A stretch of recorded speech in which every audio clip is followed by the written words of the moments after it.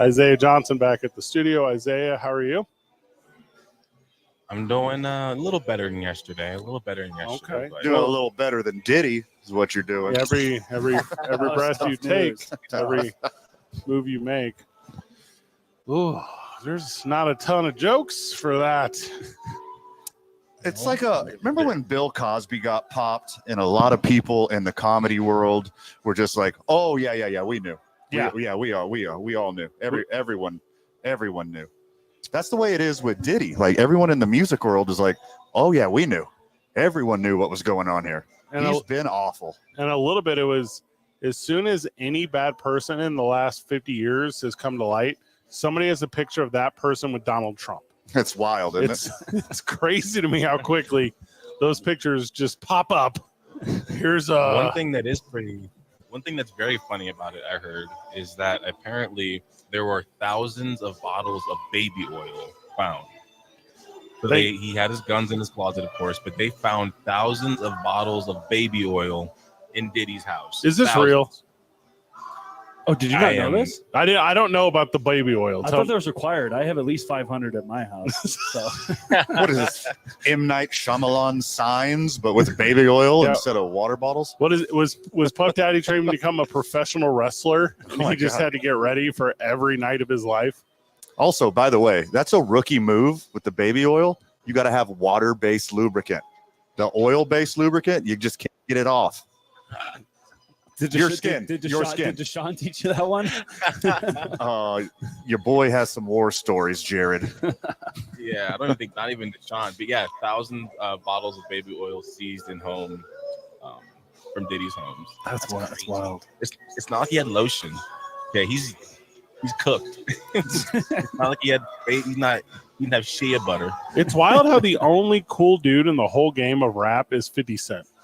Like there are so many options in the world of rap music that you would think that there'd be more than just the one. Yeah, he's a guy that really turned it around. You're like, oh wait, gangster life, shot a bunch of times, and then like the nicest dude ever now. Yes, allegedly shot a bunch of times. I really don't even know how true any of that is. Oh, what did he just like shoot himself? Just to have the cool scars all over his body? Some people don't care. I can give you two as an example. Like, you did that to yourself, brother. Like, stop tucking your head.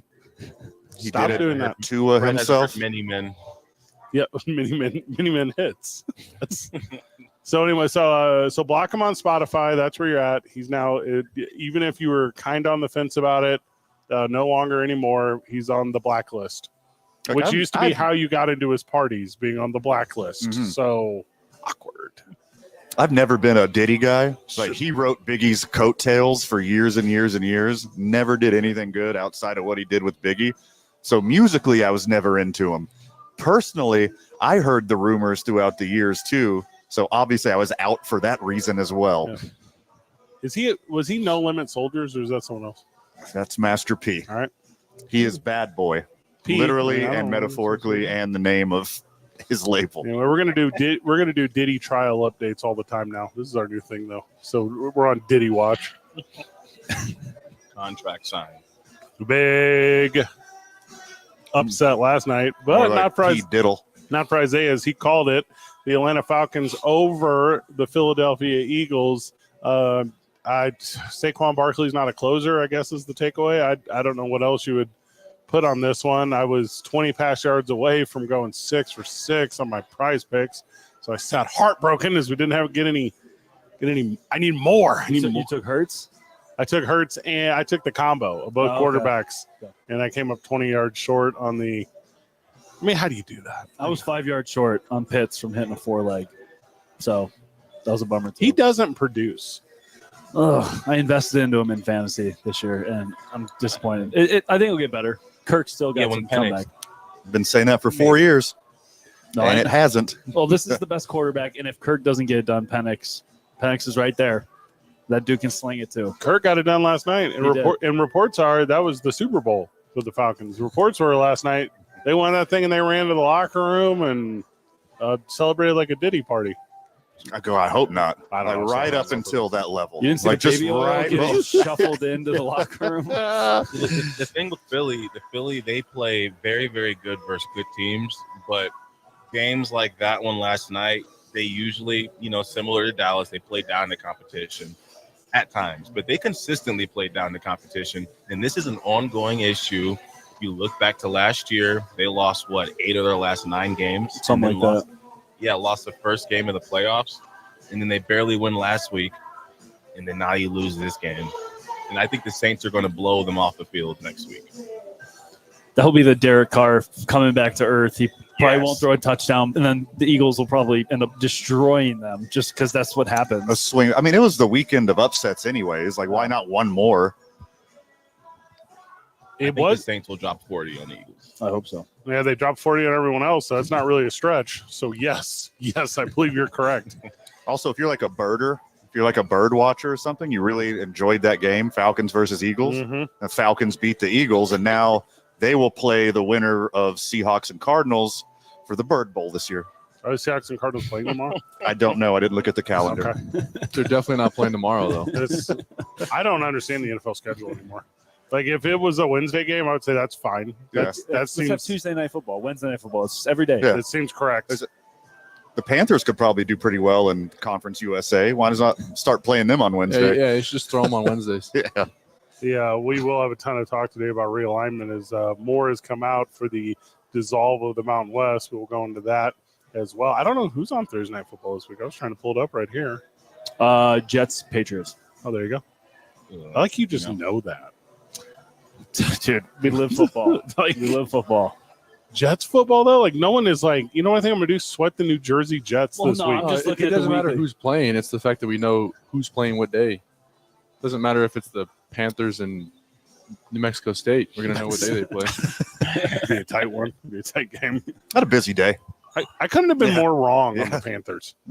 Like, I thought for sure Bryce Young, they were going to give him some help. He was going to, like, at least look like an athlete. You got to feel bad for the guy. I mean, I that's a don't. joke of a No. franchise. He goes anywhere else, we know he would do so much better on any other team. Just like How does Baker. Daniel- I No. hard disagree. I don't think he's good. Oh, come on. I think it's Daniel fool's Jones gold. does. He's like finally the last chain of all the great Alabama quarterbacks who are going to be nothing in the NFL. Great. He's In quotes. 5'9.5". Like, he's listed at 5'11". No, he's not. He's not even 6 foot in like the tallest cleats. So you He's don't- not 6 foot tall in like Doc Martens. You put him on the Cowboys. Do you not think he's like just way better than he is right now? Well, I mean, that's a low bar because Dak Prescott Yeah, it's sucks. not So, hard to be like, better than give me that. another It's Or example. if you throw them on the 49ers. Yeah, then anyone could be a quarterback of the 49ers, Not last week. except for, I just Trey think Lance. he needs some sort of an O line. That's why I picked the Cowboys. I'm not comparing him to Dak. Just put him on that team. I think No. he'd do just fine. There's no way he shouldn't have a job, but Daniel Jones is still getting a pass. Agreed. But both those teams have atrocious O lines, and they just get killed. And Bryce Young's 5'4". He's like smaller than Deuce Vaughn. Okay, Little dude. Deuce got a carry on the I first did. drive of the I game. did see that. I couldn't believe it. Yeah. Couldn't even see Hey, him. but it was a Okay. short day for him after that. the No workload pun intended. went away pretty substantially. The NFL story about the game last night that wasn't the game last night was the broadcast last night where Bill Belichick, if you recall, who was passed over for a job with the Falcons in the offseason, said on the broadcast that he was part of the Falcons tampering with the offseason free agents, and he was part of the Falcons being a corrupt and twisted franchise. And there you go. Bitter much? Yeah, he snitch. Yeah, like- Cool. Ugh. I don't think anyone's watching that Manning cast anymore. I feel like he had to have been told to really put it out there. Like, they had been like, hey, listen, we got to draw some numbers. Like, we might not get him this week, but if they think you'll say anything, next week might be the week. Because that first one was under 900,000 for the entire Monday night. And if this one's under $1 million again, they're in a lot of trouble. It doesn't matter. They got all the money. They already got paid for it. Omaha did. They got a ton of money off this. whether or not like they put Bill Belichick up to that, like he's like the in-studio cheating expert already.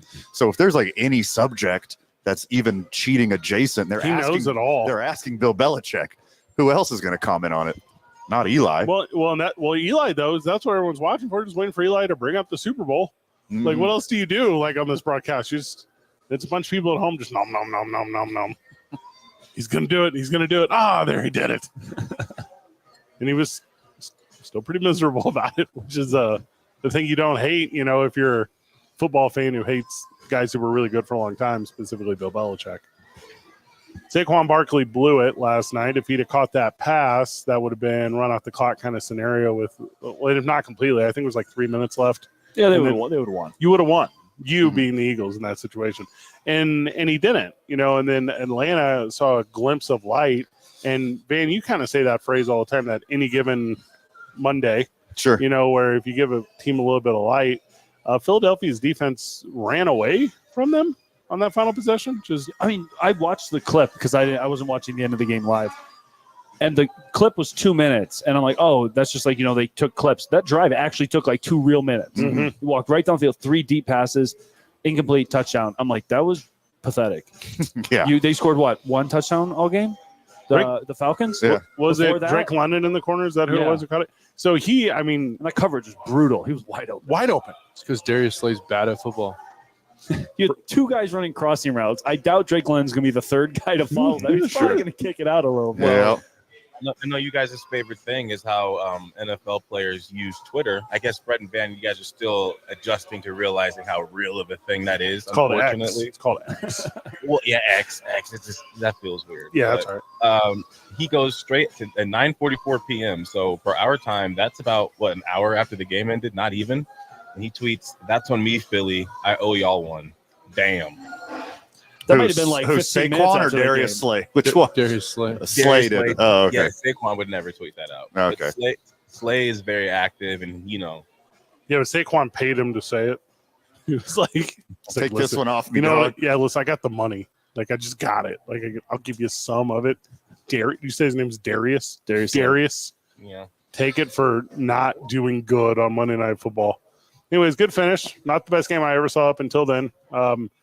Single game prize picks is kind of a lot of fun. Like, that's my new thing, I think. Mm-hmm. I haven't had fun with prize picks. I've only won. And now I felt like I was like of a level of investment. Surprise, surprise! A little skin in the game helps you enjoy it more. Way better. Yeah, this isn't new technology, brother. Feels so Both good. kickers get their field goal mark. They all do. Every kicker is automatic in the NFL now. Every kicker will hit 2 field goals again. Except for Justin Tucker. Did he miss? He's 0 for 2 from 50 plus. And every other Yeah. kicker's 36 for 36. Isn't that crazy? They haven't missed yet? No, they're all so good from over 50, Except for him. except for him. It's a kicker renaissance, and quarterback play has never been worse. I took hate that bet on Prize Picks yesterday. 112 kick field goal yards. Yeah. So like 3 40-yard field goals is 120. You get it right away. So Yeah. I think I had it in the first quarter. Correct. Yeah, I had both guys over 1.5 or whatever. So Yeah. I just needed 4 total. Got them. Like, count those. Love that. Yeah, pair it with Caleb Williams 0.5. Let's go. Yeah, what's up with that every week? Yeah, all of September. So there's 2 more Okay. of them. So you can catch Caleb Williams on that. And I know I gave you the promo code the other day for a buddy. Uh-huh. The promo code KNML, if you want to play prize picks with us, you can. We'll match you up to $100 on your initial deposit. We will have you set up for a fun Thursday night one before the end of the show. So super cool and super fun, all that. We recap a little bit of fantasy football this weekend when we get back. Also keep talking the world of the NFL. Big story today also is the Pac-12, the Mountain West alignment stuff. Your Lobos are going to be on the outside looking in. Like, there's not another way to say that calmly and patiently. So we'll go into depth on that at some point today. Isaiah's back at the studio. Isaiah, is it raining at the studio? It was when I walked in, but it was lightening up as I was walking in. So I Okay. would believe it's no longer raining. It was a quick dumper over here at Rio Bravo Brewing. Or what about the rain, It man? rained, Yeah, what rained about for the like rain? 20 minutes, and then now sun shining. It's, Yeah, it's probably same because here. one of you guys washed your trucks, huh? I literally did today. Yeah, Yeah, it's your this fault. morning for sure. It's your Yeah, I did. Josh, Not only did I wash my truck today, I got my window fixed. Had a crack in the window. Our friend Chris at Three Brothers Glass he's the best. set me up and hooked me up. He's also a new friend to Prize Picks. He's Crazy adding a little X, extra I'm spice to his weekend. He was he texted me over the weekend because I break my windshield every other day, it seems like. Yeah. So he was texting me on the weekend. He's like, "What would you do?" I'm like, "Kickers."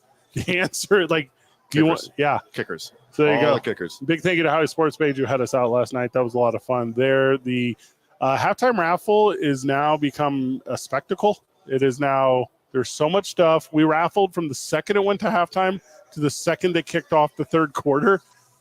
I'm going to tell you right now, Howie, that's too long of a raffle. Like when people win, Simon, it's like Price is Right. Like when people win, they're like, "Come on down!" They high five the entire bar. They jump through the roof. We're like, "Here's your medium T-shirt. Here's your coaster. Yeah, and they try to throw it on that set. We're like, "There's no godly way that will fit your frame, sir." they're like, "But I'm a winner." I thought Van was going to get beat up by a Raiders fan yesterday. Yeah, it was a close one. It was a close one. Yeah. Van, and probably pretty accurately, claimed that this gentleman couldn't read. Yeah. And Couldn't. you didn't read the room because he was not ready for He couldn't read it either. So. Yeah. Whenever we get back from the break, we continue down the world of fantasy, including recapping the weekend. It's 2 men on. The Gay Boys are here, Jared and Simon. We're going to talk with they at Linked 95.9 FM and AM 610, the Sports Animal.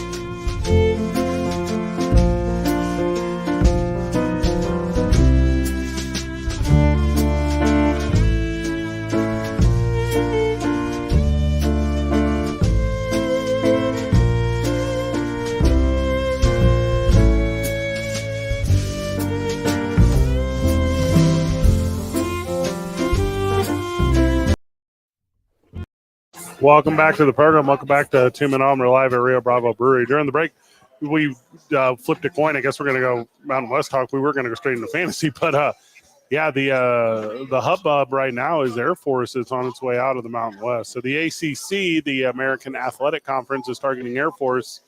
So Division I conference shakeups are still occurring. I searched the internet, boys, for any article saying any conference was looking for UNM. That does not exist. No one is currently looking for UNM. There's not going to be a conference. Probably going to play independent. Isn't New Mexico State, they were independent for a while. Before they went into Conference USA. Yeah. And Conference USA has been just a propellant for them. Obviously with the season last season, because they beat up on last name universities or whatever, and found some success that way. But their fan base loved it. Yeah. You know, the New Mexico Bowl loved it. Like they drew, you know, and, you know, not to be that guy, but that's going to be the biggest drawing event again over at the university with the way UNM is currently playing. They're not. I know everyone's looking at this through the lens of football, the football program, but UNM would hang and probably dominate the Pac-12 at every sport except football. They're better than anyone in the Pac-12 at basketball, maybe San Diego State, better than any of them at baseball. Okay, I'll buy that. Yeah, track with and the field. new Pac-12, I was stuck in the last one. I'm like, dude, Oregon was sick, but Yeah. you know, with the new Pac-12, UNM would compete. they might win. They'd be one of the best at every sport except football. They're fantastic at track and field. They're always competitive at golf. Baseball's not horrible. So put every other sport in the Pac-12 and then put football in like D2. D2. Yeah, Yeah. Sure. They join the Lone Star play against Eastern. Eastern and Highlands and all that. That rivalry would be Highlands- sick. At Highlands, this was actually during when Adam was on the team as well. We were preparing, and our coach had brought in about 80 new players, and he was so confident that he was begging UNM to play us. And we actually had a game that was scheduled and was going to happen, but then COVID hit. And Lost Isaiah ever so temporarily, but yeah, the idea of D2 teams playing D1 teams fun. You know, they're always exhibition games. You know, and D2 teams never want to post the really score. cool. They never want to post the score result even on anything. Oh, I might have lost you for a second. I'm sorry, Isaiah. But no, you're good.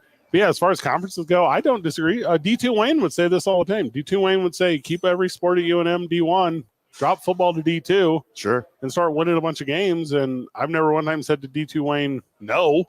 You know, like I would like to win some games. You know, hopefully for UNM, can you guys hear me now? Yeah. Okay, hopefully for UNM, what it's going to take is it's going to be one of those players that realizes how much the team struggles and how low down the town is on them. And they're going to have to find the joy in being that person to flip that around. Because for some people, it's fun to do that, or it's like a special feeling to take somebody who was nothing and be like the savior. And I know NIL really makes that hard, but that's the only hope. Someone's going to have to thrive in wanting to switch the whole program around. Well, you said it right there, Zay. Like, you're going to want to be the underdog. You're going to want to shift the program, but you're going to have to do it for money. Like, you're not just going to show up here for free when everyone else is making stacks and stacks of cash with name, image, likeness, and you're doing it for free at UNM. That's never happening. Well, you also need a coach that shows some emotion. The last two coaches just stand there with a blank face the whole game. They don't give a crap what goes on. They don't care. They stand there and stare at the field. You got to get someone hyping the players up. You got to get something going. Yeah, just go. I mean, Simon knows better than anyone. Simon Good played. point. Simon played there. He Yeah. played for Gonzalez. So if you're trying to bring it from the bottom, you got to be like kind of psychotic with the energy. You also have to know you're not going to be good. You can't come. Bronco can't come in the first year and think they're going to be good. You gotta embrace the fact that you're not going to be great, and then have a good attitude towards it. And then if you win a game, you go from there. If you keep losing, you just fix it next year. Well, and the big one too, you know, where you can talk about NIL, you can talk about JUCO transfers, you can talk about the portal. Can we talk about not losing the best Albuquerque athletes? Like, can we talk about the best Albuquerque athletes staying in Albuquerque to play college athletics? What's the name of the cat? Played basketball down in Los Lunas. Just went to Arizona. It's not D2 Wayne who's on the phone, is it? It could be Oh. D2 Wayne on the phone. Ask But and thou shalt receive. But I mean, you know, these cities, Phoenix and Denver and Dallas, they look at Albuquerque, they find a handful of really good athletes that come out, and it's only a handful. It's not a big city amount, and then they get them, they scoop them up their senior years, take them away, and they go do it elsewhere. Fall in love with a different university, and I get it. I super get it. Didn't Armenta So leave? Yeah, well, he only left because he went to UNM under Gonzalez for a year and then he left. So he's at, I think he's at University of Louisiana Monroe. I believe he played the week one. here's 'Cause they were up by like on 30. the sports animal text line from friend of the show Ned James, quote, tell Isaiah that UNM football would have beaten Highlands 100-0 if we would have played them and him! Exclamation point! Not in LOL. 2020. Not in 2021. No, sir. No, That- sir. It's interesting. The further we get removed from our playing days, the more Yeah. inflated our playing days get. Kind of interesting how that happmes. You're like, yo, Alabama wanted nothing of Highlands in 2021. Yeah, No, we're not going that far. it would have been all Like, those New Mexico Highlands barrel rolls 100 yards. Yeah. No, it was that team where he brought like 40 D1 bounce backs. So he was really just trying to see where the team was. We would have been going out there playing with nothing to lose. It was, So that's why it wouldn't have been shocking. it was Marshawn Lynch's nephew playing safety. He's got to turn UNM into the Division I last chance U. I'm in. Dude. Yeah. Yeah. DJ Uyangalele, bring it on. The Jalen Holland was the kid I was thinking of that left play at Dream City Christian School in Arizona. That was the stud that played down at Los Lunas, who I broadcast a couple games for ProView. And this kid is D1 everything. This kid is, if the Lobos got him, he would set every record. And I mean points, rebounds, assists, playing time, probably most games played because they'd have a chance in postseason play. Like he would be that guy if he so chose it. And before even college was an option for him, he went to Arizona. You know, do you claim that might be good? A little break might be good for? I don't think so. I think you go away and you guys have been to Arizona. It's the view's good. Like you're gonna get that taste. You guys want to hear D2 Wayne's got to say? Oh, D2 Wayne's with us. Oh yeah. All right, welcome to the program. You guys summoned him. Friend of the show, D2 Wayne. Wayne, how are you, brother? Hey, thanks for working me in. My ears were burning once you mentioned Division II and its possible relevance to our local university. I just thought, I've got to weigh in again. I was kind of holding back because I wanted to see how the beginning of our conference games went with the football team before I even began to make calls that I'm known for. But I think that Division II with football has a high degree of value for teams that struggle to make their mark in Division I. I couldn't agree with you anymore, Wayne, but the problem is like fun generation. Is that going to make enough money? Yeah. I mean, It's really Well, are more people going to show up? Exciting games over money, number one. You think more people will show up if they're winning at D2 I than losing agree. at D1? I agree completely with that.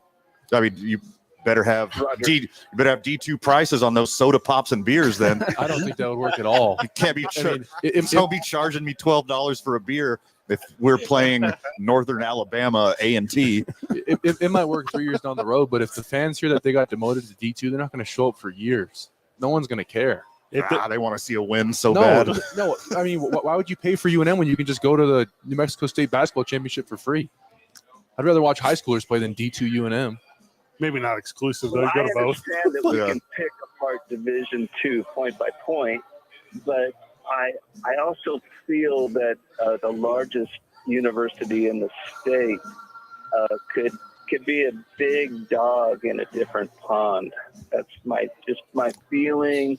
That is my major point. I'm hoping that deletes a lot of the minor points. Yeah, and all jokes aside, I mean, the biggest difference between when you start looking at Division I versus Division II, the real reason why UNM would mop the floor with most of the teams is the line of scrimmage. I mean, just like resources, you can really narrow it down to resources. The line of scrimmage, the linemen are going to be much bigger, much stronger, and they're just going to control the entire game. So if you have a team that can handle the line of scrimmage, then maybe they could compete with a D1 team. Like skill guys, a wide receiver who's good at a D2 level, he might be able to get open on a D1 corner. But more times than not, a D1 offensive lineman mop the floor with a D2 defensive lineman. Well, also, if you're playing against UNM and you're a D1 offensive or defensive lineman, you're going to mop the floor with a UNM D1 offensive line or defensive lineman. Yes. Like, it has been a tough go thus far. Anybody see the tape from Auburn in the second half? You should just send him to the FCS for 2 years. Like relegation. Yeah. Rather than D2. I think that's obviously a much better and respectable choice. Hey, also, if the Mountain West does what you guys are talking about, and they grab Dakota teams and they grab choice. and they do whatever, hey, maybe some wins come in. Maybe all of a sudden you're winning in the Mountain West. Except they lost to Montana State. Then there's life. There's that's Thank you for the call, Wayne. Oh, you just hang out. Yeah, just. Well, I was already. No, you had the finger on the button. I mean, what can you do? Yeah. Fantasy football recap when we get back. It's 2 Men On live from Rio Bravo Brewery, 95.9 FM and AM 610. The Sports Hammer.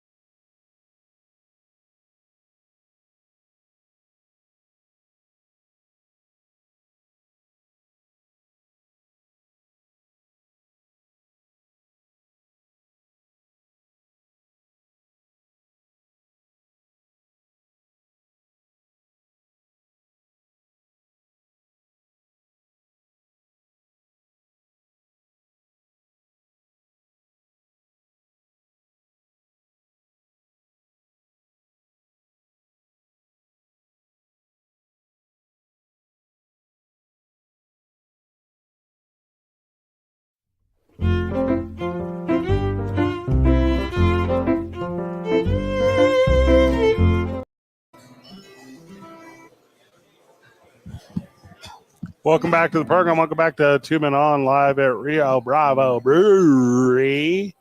It's a Taco Tuesday, so Van ordered pretzels. Yes, I did. Yeah, and they're got a- awesome. 10 out of 10 on the Appetizer. pretzels. 10 out of Yeah, 10. they're fantastic. Just rubbing it in my face. or- Queso's really good. Yeah, Fred, it's really good. I don't know if they have any keto-friendly appetizers. I know they do. I put Everything I put a has starch. cheeseburger on a salad one time. It was super good. This diabetes life is the worst. It's not ideal. No, You're looking great, though, I'm man. down like 25 pounds. That's awesome. Isn't that wild? Yeah. Where did it even go? Just falls off. This is a large. You look good. I had to go buy a large shirt. Wow. Like, what's going on here? Dang. Yeah. As soon as I get one clean bill of health, though, I'm back at it, boys. Jumping back on the sugar train. Dude, how much do you miss Bud Light? All moments of every day. All moments of every single It's the day. worst beer to miss. But So the memories. The memories. Sources are saying, and I think the Dolphins confirmed it maybe like 20 minutes ago, Tua is on the IR. So it's going to be 4 weeks. It's out until week 8 because of their bye week. Oh, okay. So he's got some time to make a decision. You got an IR spot, throw them on there. Oh, If you Otherwise, don't drop them- drop them. You can drop them. Guys with brain damage shouldn't be making decisions. He needs to have medical professionals making decisions for him. this is America, should brother. Take that out of his hands, So He did. I He went believe to- out of his head. I believe when they put him on IR, they said this is so he can seek outside neurological consultation. Well, immediately after the game, he flew to a neurologist, like right away. They just had one on standby. That's for him. crazy. They let him fly Well, I after mean- that concussion. Well, he might have drove. I don't know. I guess. He headed that way. They put him in one of those sensory headphones, but it's just like sad Yeah. Jalen Waddle. You put him on John whole Madden's bus. Yeah. We'll get you there. He's a guy who should be done. I mean, there's not a way to say that. Otherwise, getting hurt is. He should wear one of those little squishy, those caps, the Guardian caps. He's gotta Yeah. wear one of those. I'm surprised that they Well, didn't you know what's make fucking- him Yeah. from the beginning. No, they say they're trying to say that the new helmet it's not are just as safe as those. He's also not wearing the new That's helmet. not true whatsoever. He's also not wearing the new helmet. Yeah, of course it's not. I think there's only He wasn't. 5 See, that- approved helmets right now. Like I was That's seeing this. crazy. Yeah, it's like Riddell has one. How Rollins is has Aaron Rodgers approved? You see that one. thing? Probably grandfather. Yeah, grandfathered Yeah, in. he's wearing a mixing bowl. Yes. That's a good one. Yeah, Tua should have whatever helmet they could make to secure someone's head. I mean, he should have had it last year. Like even if it's one of one, He should have had he should have had that. 5 Guardian caps, one for each concussion that he's had. Well, and I bring up, just- I bring up Tua to Looks start. like a bobblehead of himself out there. I bring up Tua to start our fantasy segment because I'm telling you this, Seahawks defense is going to eat. Like that is going to be my fantasy like surprise points of the weekend is the Seahawks defense against Miami. Jalen Waddle should be on your bench. Yes, that team they are not Miami's not going to produce. Their running backs are all hurt. Their quarterback's hurt. Their wide receivers are low key booty right now, even though they shouldn't be. Give me the Seahawks defense in the weirdest place you're going to get points this weekend because Miami is no good. No good. Well, rejoice, Dolphins fans. Your savior is coming because they signed Snoop Huntley today. So Pro Bowl quarterback. congratulations, guys. Guy's got more Pro Bowls than Ryan Fitzpatrick. That's awesome. Man, that's the wildest I stat. know. That Thompson kid is He's bad. He's bad. He's bad. He almost beat the Bills in the playoffs a couple years ago, and that will be the highlight of his career. What team was he with then? He was still in the Dolphins. Oh, good this for was him. 2022. Okay, yeah. yeah. So, no, you're playing Tyreek Hill. You're playing Devon Achane. I'm probably sitting Waddle unless your wide receivers are really thin. That's it. Yeah, you can't play anybody else. Even if Mostert's back, don't do it. Do not bench I Tyree. wouldn't- That's I what wouldn't you're even- saying. No, you have to play Tyreek. I wouldn't even be crazy about playing Tyreek. No, you have to. Depends. Because he can catch one pass, it'll be 80-yard touchdown. They'll score Just 14 touch it. points, and the odds are he's getting one of the touchdowns, and maybe all field goals. But do you also have a mentality where you're real comfortable with 6 to 8 points every week? Well, you'll get more than that from Tyreek. Or also has to be traded. So Yeah, like immediately. they'll game plan him in. He'll still have 10 targets, he'll have 15 end arounds. which may get him to a decent amount. I just don't get why you keep Skylar Thompson and let go of Mike White, who won games 2 years Sure. ago for them. He was good. Mike White was good. Is that the guy who plays for the Celtics? I don't even know who's that. Derek White. Derek White, no, the bald guy. Who got in a fist fight at the Arizona State game the other day or Oh whatever? my gosh. Did you see this? No. Oh, he's like just there hanging out. Some guys are like, "Go Lakers" or whatever. It's like, oh, okay, That's cool. That's on site. Yeah, That's on yeah. site. Even mentioned it. You just won the finals and you're still that sensitive. I mean, Mike White played 4 games. His worst game was 240 yards, and his best game was 369. And then you let him go? Doesn't make any sense. Thompson must have an uncle. On He's the team. connected. Yeah. He's connected. He's got dirt on the No, owner. he's the supplier of cocaine for his head coach. Allegedly. Oh, I mean, come on, it's Miami. Dude, Daniels Come on. is the supplier. Who's not holding in Miami? Hey, we kind of had a joke about that last night watching Monday Night Football because we were, what was it? It was second quarter, Eagles score a touchdown, and Nick Sirianni comes running out there, and he's like, that, jumping through the roof of the building. And I'm going, I think I said to you or whoever I was saying, I go, that's a little much. Yeah. Like, that's Not what? not to Simon. Simon loves a rah-rah Simon coach. Wentz will He fire it up. appreciates it. Yeah, but you might win a game at UNM if you have a coach who gives a crap. Who rips lines every quarter. That would do better than Bronco Man. I'll stand there staring at the 50-yard line. Does have a stare a little bit. Coming in hot. Well, hold on. No, Simon's right on one thing. It's been that way for 4 years.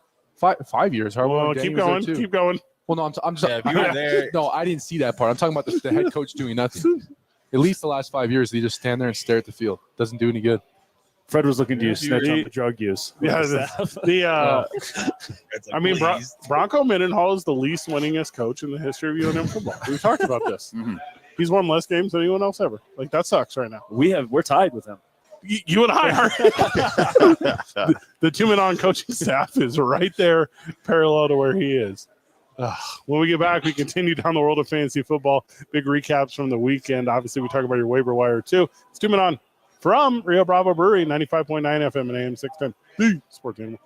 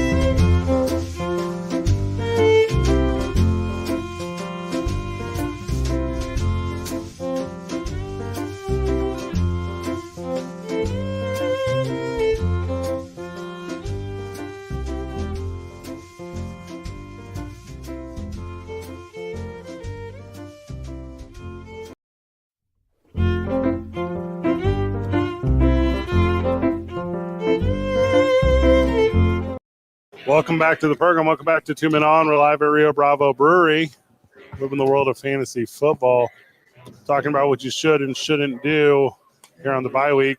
A lot of guys, the Gay Boys are with us.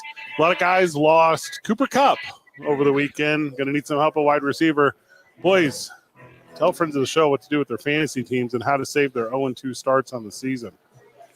So if you have avoided the injury bug, I think you're lying, first of all, because you haven't. But a couple guys that I think are worth a look for, short term. I think someone like Juwan Jennings from the 49ers, he gets the ball even when everyone's healthy. And now we're talking Debo's out.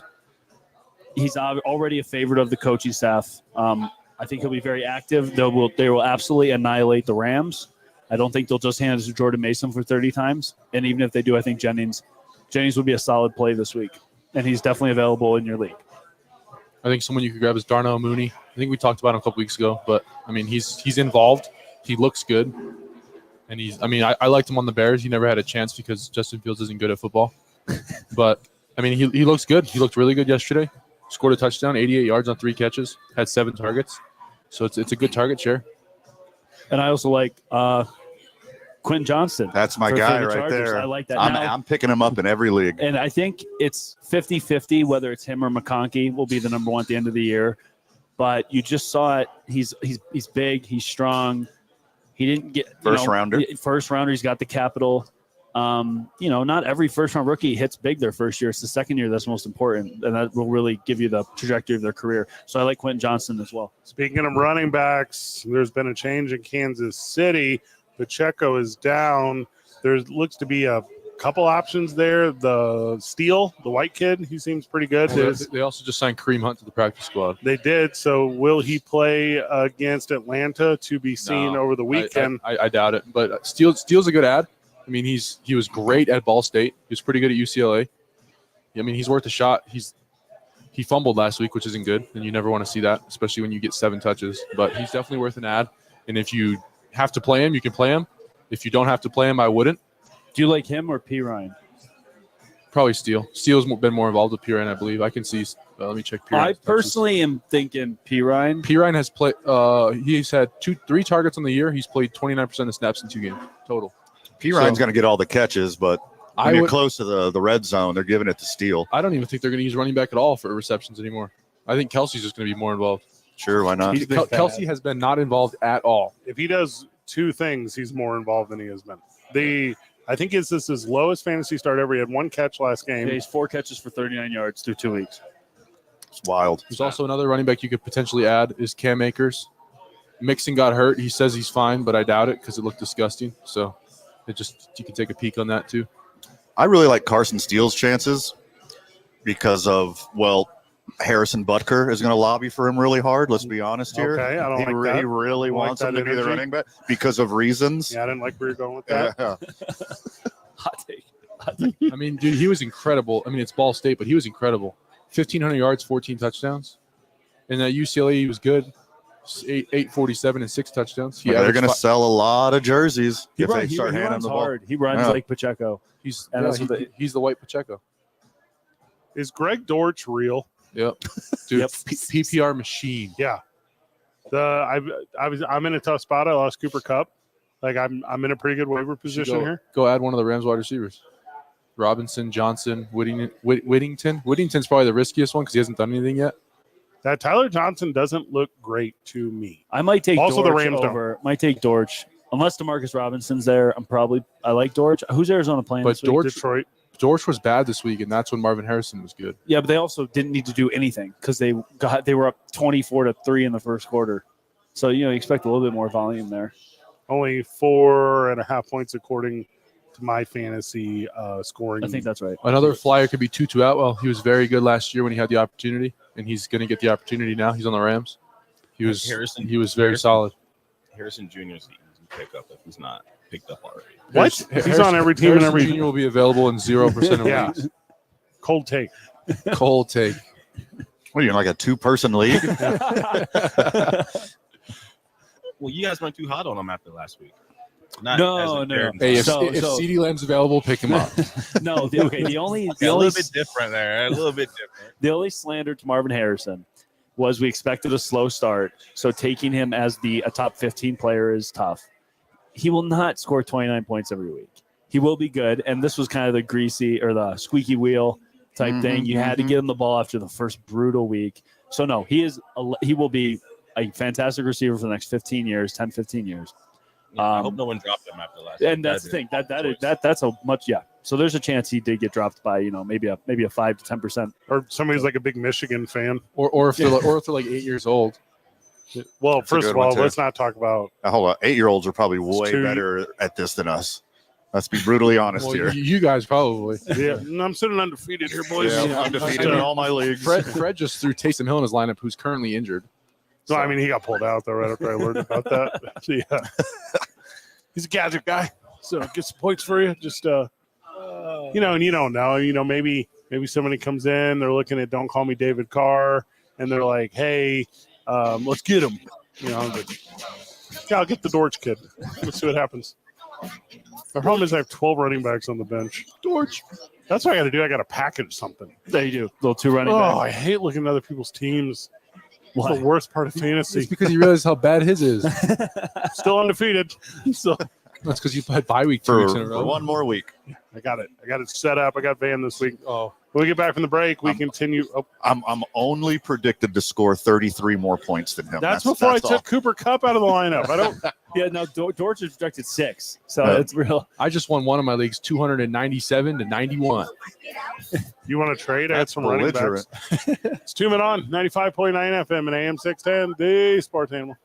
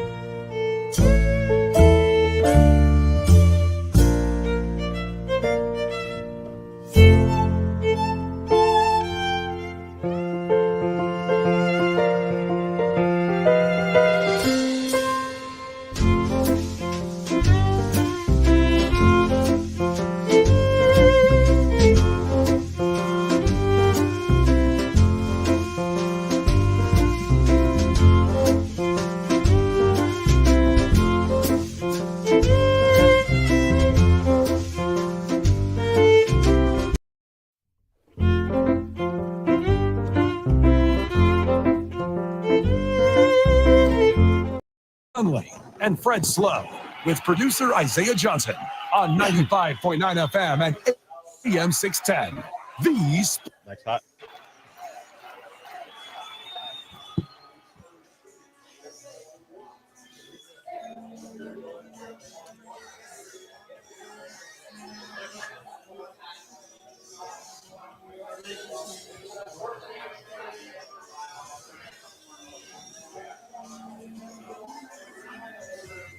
Welcome back to 2 Men On. We are live at Rio Bravo Brewery, and 5 o'clock started a little early for a lot of friends of the show. It's Yeah, a baby. little packed out here on a Taco Tuesday. Wait another 15 minutes when the 5 o'clock rush shows up. This was one of those. It's a little windy outside. We better stop in at the Rio Bravo Brewery across the street from Creamland. Come hang out with you boys. We're here till 7. Gay boys are only here with us for another 45 minutes. We're talking about the world of fantasy. Jared and Simon Gay are with us. Welcome back, boys. Love being here. Love being able to help out the friends of the show. Oh, I like that. All right, talk to us a little bit about the fantasy recap of the week and who are your big surprises? Is there anyone you should be targeting? What's the waiver wire excitement today? Sure. So I know I was telling you guys this earlier. If you still have guys, studs who aren't performing to expectations, realize that there is about 40% less touchdowns scored in the first 2 weeks of this season than we've seen in the last 6 or 7 years. That's crazy. So if you're a diehard kicker fan, I'm sorry, it's going to regress a little bit. Not every kicker is going to hit 6 field goals from 50 yards. Messing my price. I was going to say, Fred, keep hammering those overs until otherwise. Well, it's not also only your team that's not getting the touchdown production. It feels like it's just mine. Plenty of other teams too. It's plenty of other teams. You just have to hope that you're not playing Alvin Kamara every week. That's really. Derek Carr's got to be a good choice, right? At this point, you got to start buying. I think Derek Carr and Geno Smith are both really good ads. I mean, they're both doing good. Carr's better than Geno for sure. But, I mean, Geno plays the Dolphins, who are bad. So, no, Isaiah, you hit it. You may have a quarterback. You may have Jared Goff. You may still not be happy with Joe Burrow. Maybe you hate Patrick Mahomes because he didn't score what you needed, and you want to ride the hot hand. There's nothing wrong with that. So, I totally good with going Derek Carr. I'm probably going to do it myself. I'm going to send in the car. Going to bring him in. You may have to temper expectations a little bit because he plays the Eagles, they're pretty good defense. I mean, they lost to the Falcons, but they're still pretty good. I mean, if Carr goes 250-2, but he also just put up 243-2 against the Cowboys, so you're probably going to be all right. And Kirk just went. Go ahead, Zay. Yeah, I was going to say the Eagles' defense is burnable, and not even just being a Cowboys fan, I would assume that the Cowboys have a better pass defense, at least usually, than the Eagles.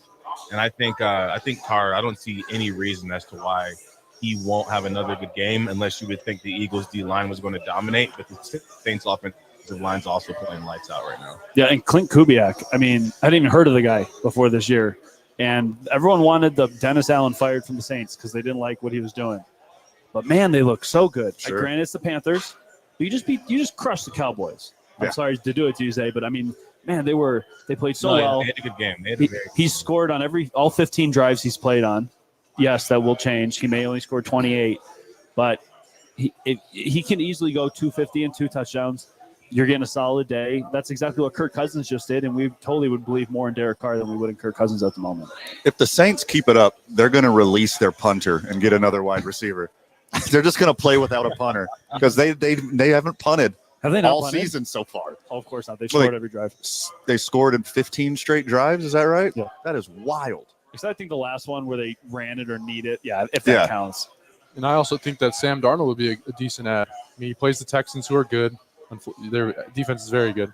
But then he's got the Packers, which is a good play. Don't want to play him against the Jets. But, I mean, that's a 2-week ad right there. He was good last week, 268 and 2 touchdowns, 64 rushing yards. 32 rushing yards.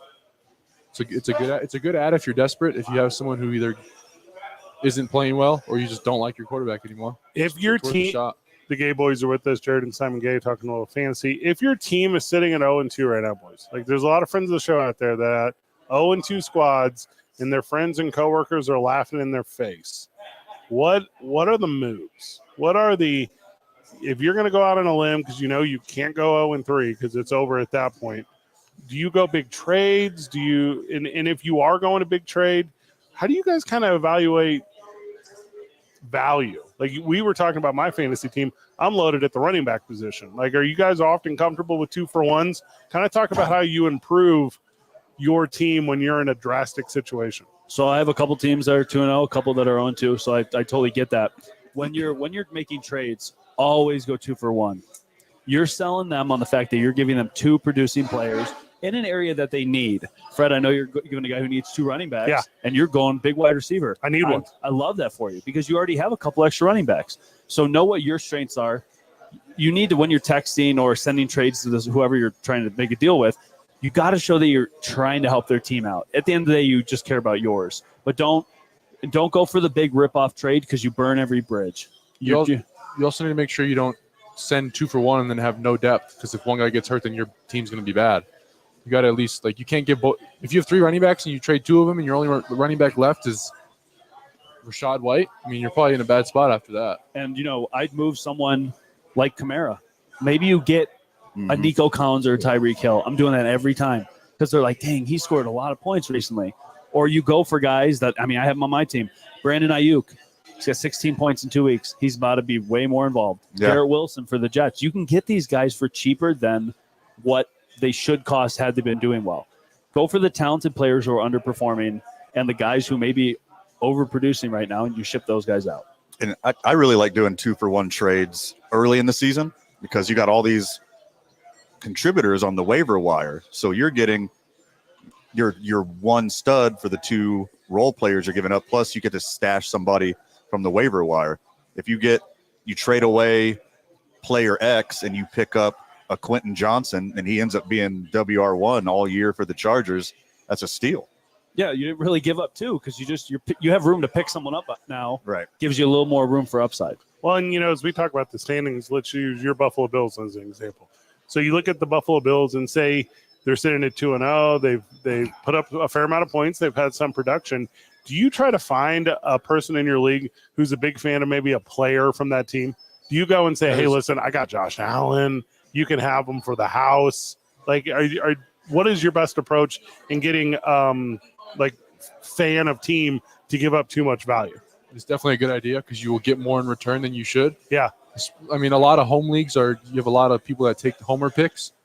Like you got in our league, someone took Jerome Ford in the 3rd round. Who? Someone in A Browns fan did that. Yeah, but shout out to Doug DeRocher. Yeah, if you find someone that really loves a player, even if it's not on their favorite team, I mean, I really like Malik Neighbors. I have him in like almost every league because he's great value.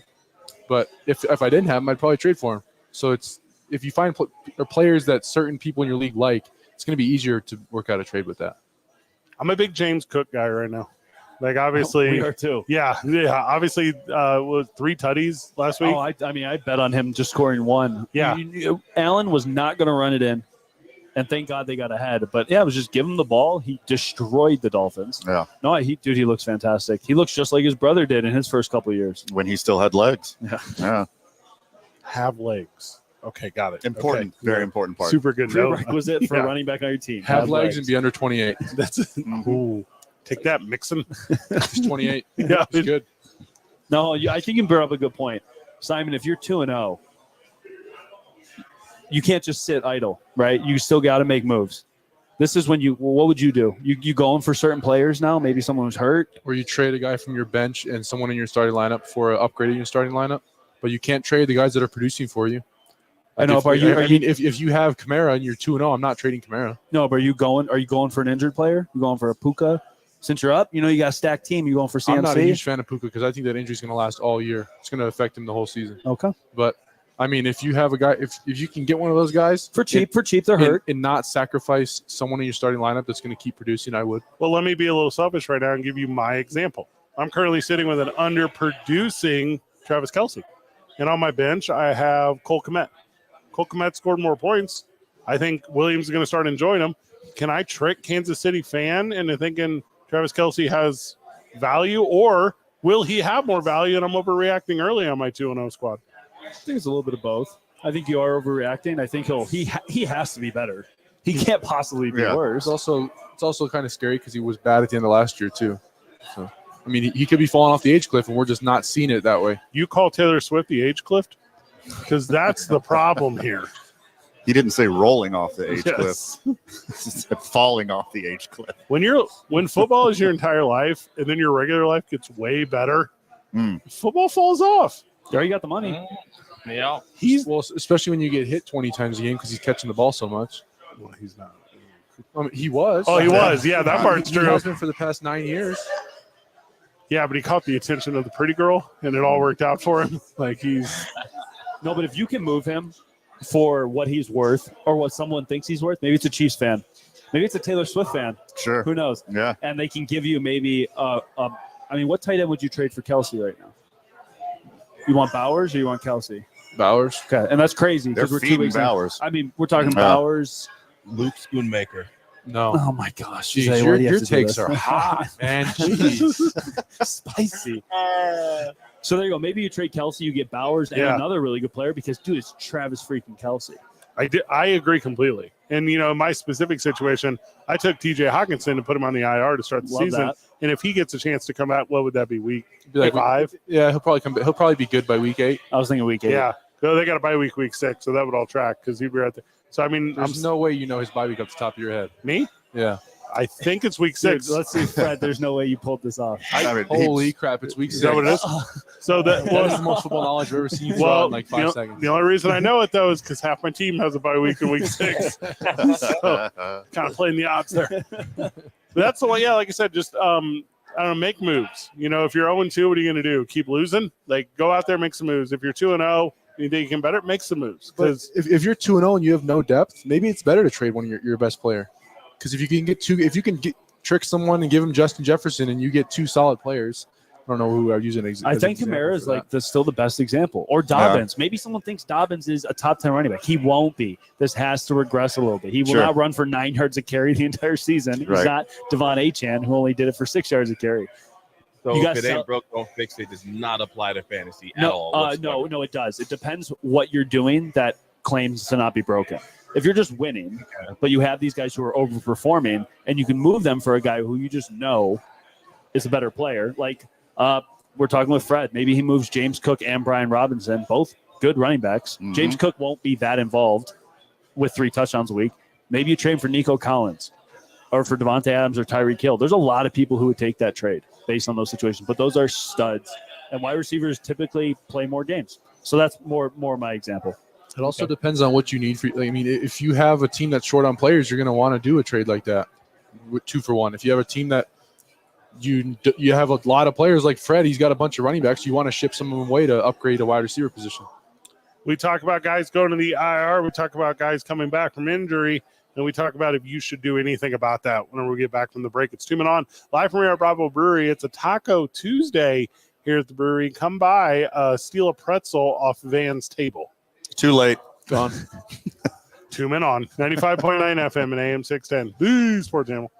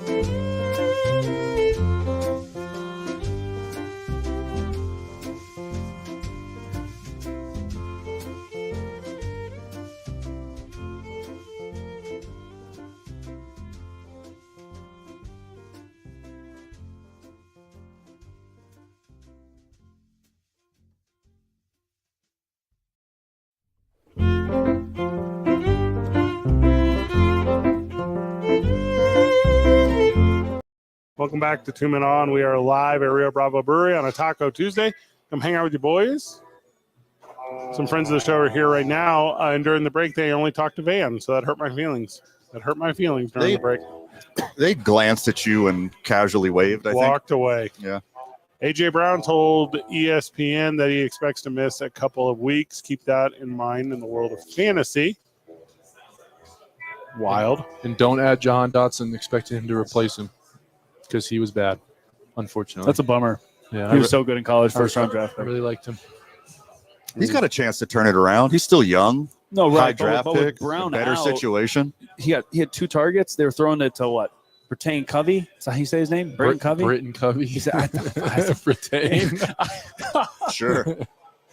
Oh, man. Oh, that's bad. My fault. Give me where your panic meter is on a scale of don't to do.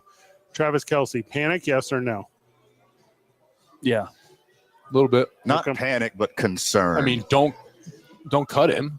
No, I'd move him for Kincaid. Yeah.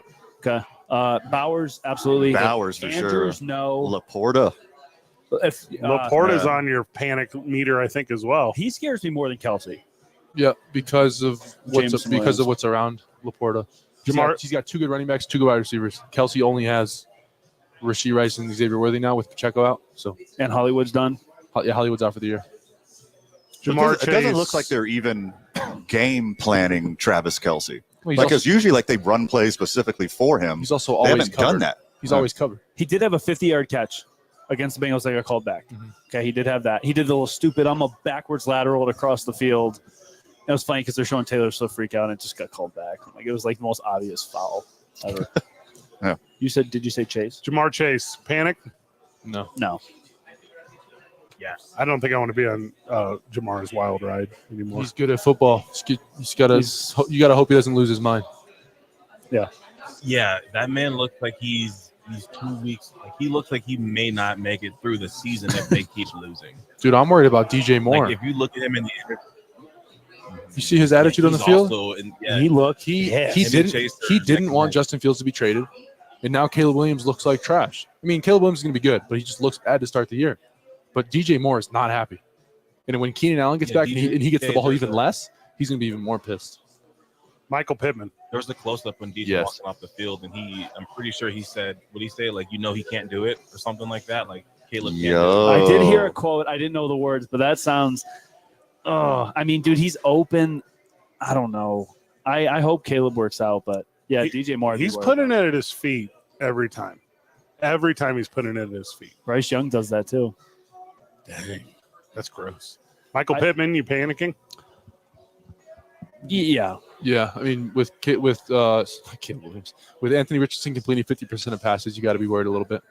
Richardson loves Pierce. If Pierce is still available, He go goes- after He him. goes, who's going deep? He Yeah. also loves throwing the ball a mile. Yeah, and he can. And Yeah, Pittman's not. That's not hitting his No. like route tree. I know I'm late, but Brock Bowers. I mean, jeez, He's a dude. his numbers are insane. I'm His numbers are insane. bummed because he was definitely. I have him in some leagues like Dynasty mostly, but it's typical that you just got to pump the brakes on rookies. But if he went a little bit later in your draft, 7th, 8th round, he may be the number 1 tight end this year. I snatched him in I mean, 2. this guy can be the best tight end in the league. Buy, sell, and hold. Talk to me about it, boys. Garrett Wilson, what are you doing with him? Hold. yeah, it's a hold. I'm worried. For sure. You're not going to get much for him. You're not going to get his value for him right now. Okay, you sell him. You get James Cook. You doing that? No. Okay, so he's a hold. He's a super talented wide receiver. Like they will work him in You more. just got to give He'll the Jets get more a little targets. time. And when Mike Williams is fully involved, it'll take all the everyone's attention is on Garrett Wilson. When Mike Williams is there, it's going to fix that a little bit. So Jackson it'll be Smith and Jigba. Oh, buy. Give me okay. that. Oh yeah, Tyler Lockett is done. You got one more Yeah. week to buy him because Yeah. he's going to do the same thing next week. He plays? You said him. Who's Seahawks play this week? The Dolphins. He's going to destroy the Dolphins. If you don't get him now, you're never going to get him. He was the doll of the dance in week 1, and we're talking about him now coming into week 3. Isaiah Likely. I'm holding. You probably. you go, I Wade. am not buying him in any situation. If you can sell him for the week 1 performance, I Yeah. would. I mean, he had a good week and he came out and had a few targets or a few receptions. I'm not buying him at all. Jordan Mason. Hopefully, you It's- bought him last week. Yeah, it's too late now.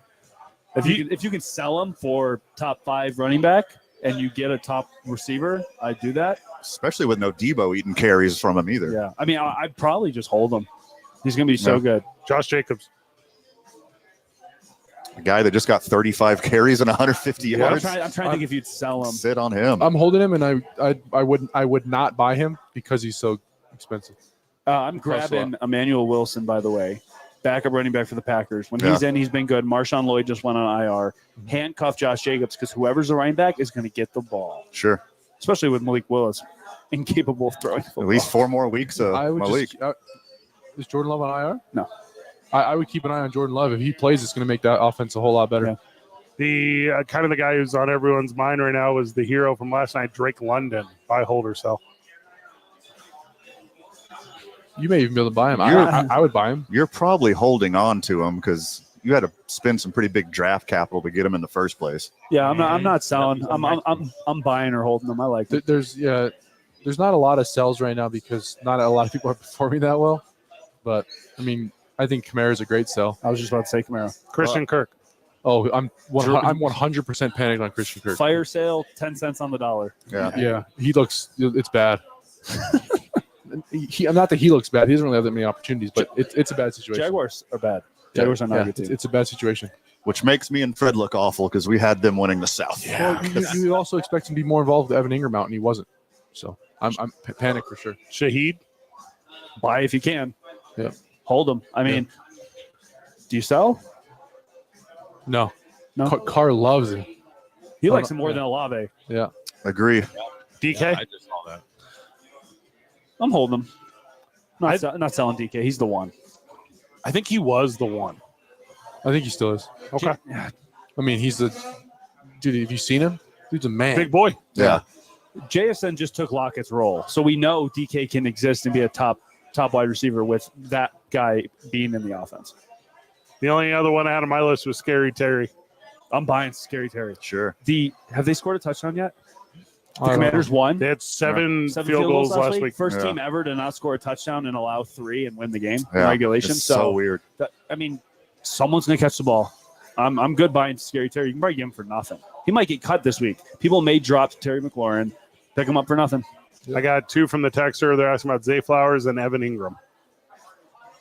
I like Zay Flowers. I mean, Evan Ingram's hurt, so you kind of can't drop him because he's only played one game. It was a really bad situation. I think he got hurt like 45 minutes before kickoff. Yeah, it's So a bummer. It's not, hopefully you were paying attention. You could take him out. Hamstrings linger too in an NFL season. Yeah, and, I mean, look at T. Higgins. The dude misses more games than he plays because of his hamstring. But And- sorry, back to who's the other one? Zay Flowers. I like Zay still Flowers. like Zay Flowers. Number one in the offense. Andrews kind of involved, likely not as much. Rashad Bateman's bad. Yeah. So buy Zay Flowers if you can. Don't overpay. I like Zay Flowers. I mean, Evan Ingram had a great year last year. He was fantastic. So And Christian Kirk could do it with Ingram out. yeah, as soon as Ingram comes back, he's going to be involved. If you can buy him, buy him. I don't think he'd be that expensive. Yeah, Sunshine loves Evan Ingram. He Like does. he's going to keep feeding him as long as he's healthy. I think he's underrated. I mean, or undervalued at least. He's great. And people, He's very athletic. he was drafted super late this year. It was kind of weird. So I guess my final one of the ones that I had is of your early season predictions being now 2 weeks in. What do you like taking a victory lap on? What is the thing where you're like, I told you so? I'm 100% going to say Alvin Kamara. Yeah. Because he was a 6th-round pick, and I think I have him in every single league. He's just on my moral list that I don't draft him. I don't draft Same. Deshaun. I don't draft Kamara. Oh my gosh, I he won't didn't pick even up do anything. Kareem Hunt. He didn't even do anything. Well, Kind of like jumped a dude. Yeah, we beat him up pretty Beat him good. almost to death. That's not a thing I would that's do. pretty bad. Yeah. Pretty bad. They've got a pretty big list there, slightly. Well, Deshaun Watson's still playing, so he'll be good for a while. I think the one I think I said earlier in the year, and I think I'm sticking to it, is put all your faith in Gardner Minshew. Don't trust Raiders running backs. There is 0 running in Las Vegas. Gardner's going to continue to sling it. I get it. He's not sexy. I get it. He's not some of those bigger names, but they refuse to run the ball in Las Vegas. Trust Gardner Minshew. Kyler Murray's my dude this year. I got him in 2 leagues. I was really high on him. and he's performing so far. I know. I didn't go hard about him in the Simon and I both liked him though. I think James Conner. Yeah, man. I mean, any whisper of Trey Benson taking any work, Connor's been a monster, and I don't think Simon and I got him anywhere. We wrote off Sam Laporta. I think he'll be fine, but you draft him in the second or third round. I also think that with James Conner is Ramondre Stevenson. Jared and I both had him grouped together. They were 6 spots apart in ADP, and I think those two guys were great grabs. I think that's like the 6th, 5th, late 5, early 6. They both have like 45 or 50 touches in 2 weeks. Yeah. Bell cows don't exist, Right. and they're 2 of maybe the 5 or 6 that exist right now. everyone could have faded tight end. That's it. That's my final take. I mean, I mean, except for Bowers. and Except for- that would be fading tight end though at round 7 or 8. 9 targets, 9 catches. Dude, he's a stud. Well, what was he drafted like 15th? Yeah. He He kind of fell. picked 78. He was tight end 9. No, sorry, in that rookie draft. Oh, yes, he fell. When we get back from the break, we hit you with our final fantasy segment of the day and our prize picks. It's 2 Men On, 95.9 FM and AM 610. Woo, Sports Animal.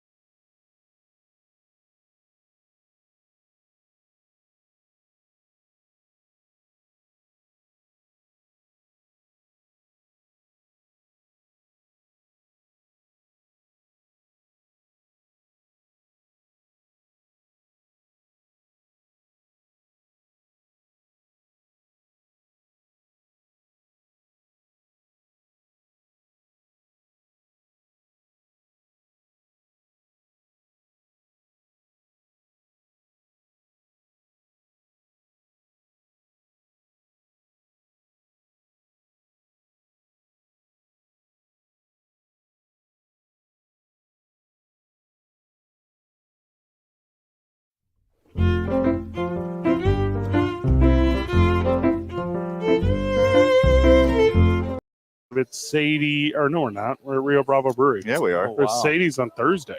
We'll be there on Thursday.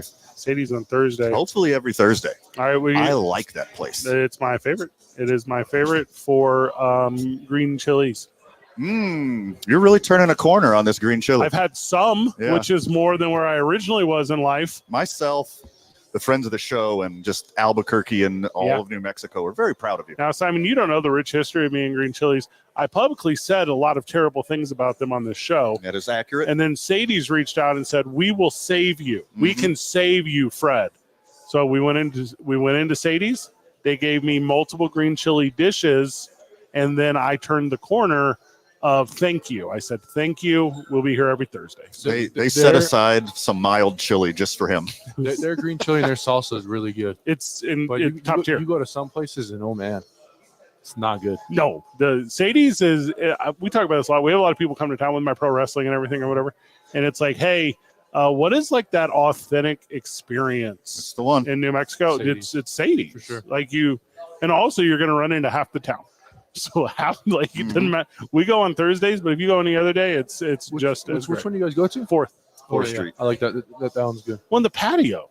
Like when we watch Thursday Night Football out there, and especially with like the weather dipping, like that is as good of a like chill little night as you can get. For sure. All right, you guys want to do a whole NFL weekend? Because I kind of wanted to look at Thursday only. What's your plan for prize picks here?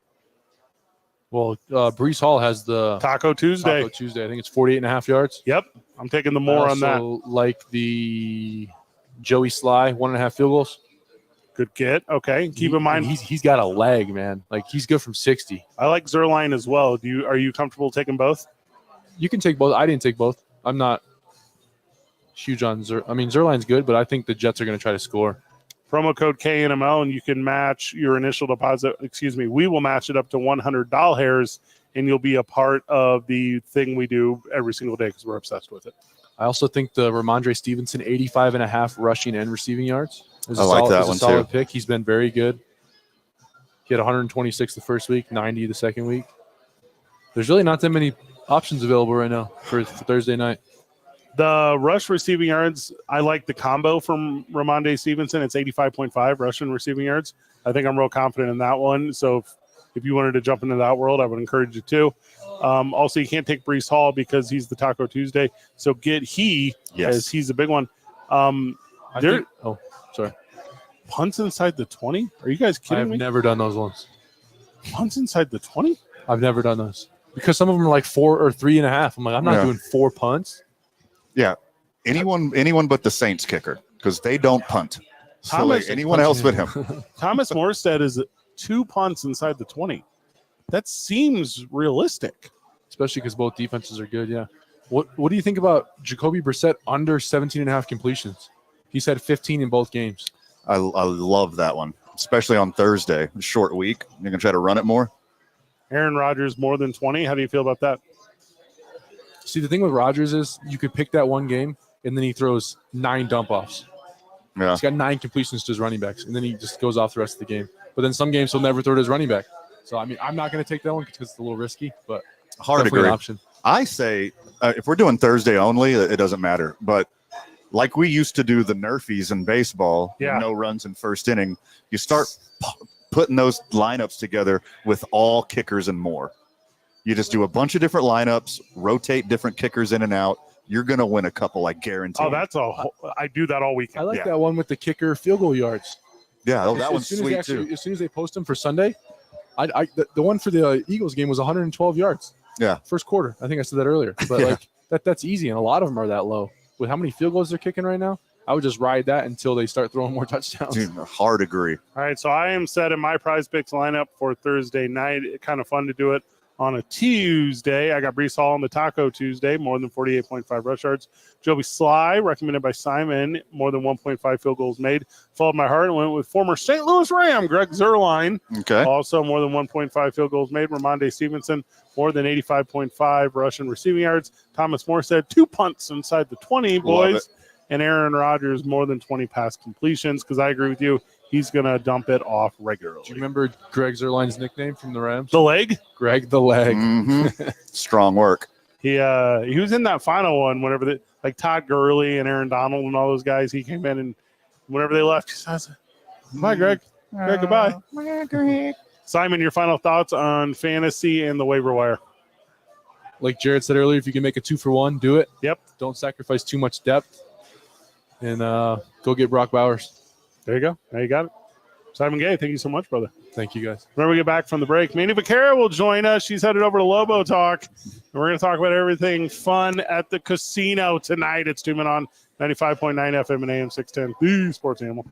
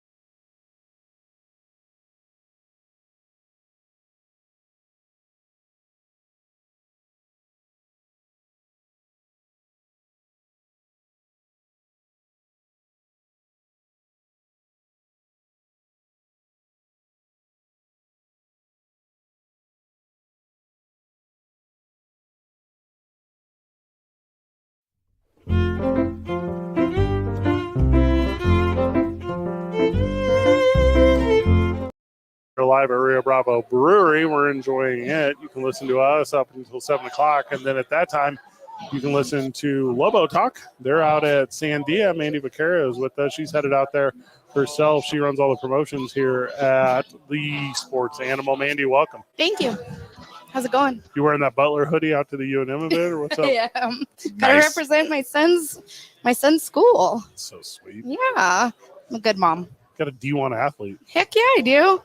That's awesome. I know. You know, Awesome. there's a lot of that here. I was talking to Jeff Symbieta today. We went to lunch, and he was telling me looks like his daughter's going to end up D1, so she's doing some rowing. Yeah. So, That's awesome. yeah, so look at that. I know. I don't have any kids. Isaiah I'm does, sure but he they- doesn't admit. I'm sure they'd be D1 athletes. Yeah. They would, right? Yeah. Something cool, like a weird sport. Yeah. Like, I don't know. Mine was a D1 scientist, There you go. not an athlete. Very close, very close. How's so Lobo Talk was not at Sandia last week. It was not. It was the At the first station. right. But it's returning this week. How's the crowd been out there? How is Lobo fans supporting? It's really good. Yeah. So many loyal people who go out and they just sit out there and they drink their bottles of wine and enjoy it. It's a really cool setup up there. They have us on a stage now. They have a way to play highlights in the background. Oh, how cool. So yeah, it's And really then cool. so it's the players and staff and everyone from UNM. Are they taking the time with those in attendance, or is it a real quick in and out? We're too busy. No, they totally do. And Sandia is actually doing a really good job too. They have like swag out there. They take shirts out there, and they're just doing all kinds of fun stuff. They've really embraced Lobo Talk out there. Yeah, how great. Important question. Which team's highlights are they playing up on the screen? Yeah, that's a good question. The football team. Not Auburn. not the Auburn highlights. No. So I was at the State Fair all 11 days with pro wrestling, which was a lot of fun. Yep. Multiple shows a day, this, that, the other thing. And I saw KRST out there, which seemed like every single day as well. Yeah, we get out there. All right, help me with KRST. Okay. Help me with the State Fair. Okay. And by the way, I like the leadership Yep. over there. I think Dan Morning's a good guy. Yep. I think they have their stuff together. Is 5 country concerts in a row too many? No, Like, I was can at all of them. And I'm fine. I survived. No. Is there not other genres of music? Becky G was there. Is that not country? No. She's not country. What is? And that was packed. That was sold out. Yeah, because it was the only non-country show. That's what I'm saying. Like do one country, one rock, they one did roll. try rock. They tried rock one time. Didn't do great. Yes. So It's a state fair. Yes. You play got the country Cowboys. music at the state fair. They Duh. sell bulls and stuff. They're It's be- milking sheep or whatever you do with them. Like know. there's They a do that there. rodeo before it, Fred. Could you imagine going to the rodeo and then like Snoop comes out, or like Well, I mean, Snoop can do anything. mean- Let's be honest. If I went to the State Fair and saw a rodeo and then I heard cowboy, cowboy, I don't know the rest of that song. Yeah, that's That's all I all know. the Kid Rock you I want know. Kid Rock there? That's That's what you're saying. Hey, that would have been the draw though. That actually Yeah. would have been cool. Like, welcome to the State Fair where it's going to get weird. It is a cool presence though, right? Because Yeah. as far as our music brands go, I think KRST is the best one in the cluster. That's Yeah. my opinion. Yeah. And they go out there, they have a fun presence. Mhm. People come out and support. Like, what's the incentive? Like, if you go out to see KRST at a concert, if you go to see us, the Sports Animal, out at San Diego, like, what can fans expect from the promotions department at Cumulus? What kind of interaction will they get? Well, I went and watched wrestling Yeah, on Saturday. you sent me a bunch of pics. Yeah, I sent you a bunch Yeah. of pics. Isaiah did an amazing job out there. I heard it was Did a good mid. job. Heard it was mid. Yep.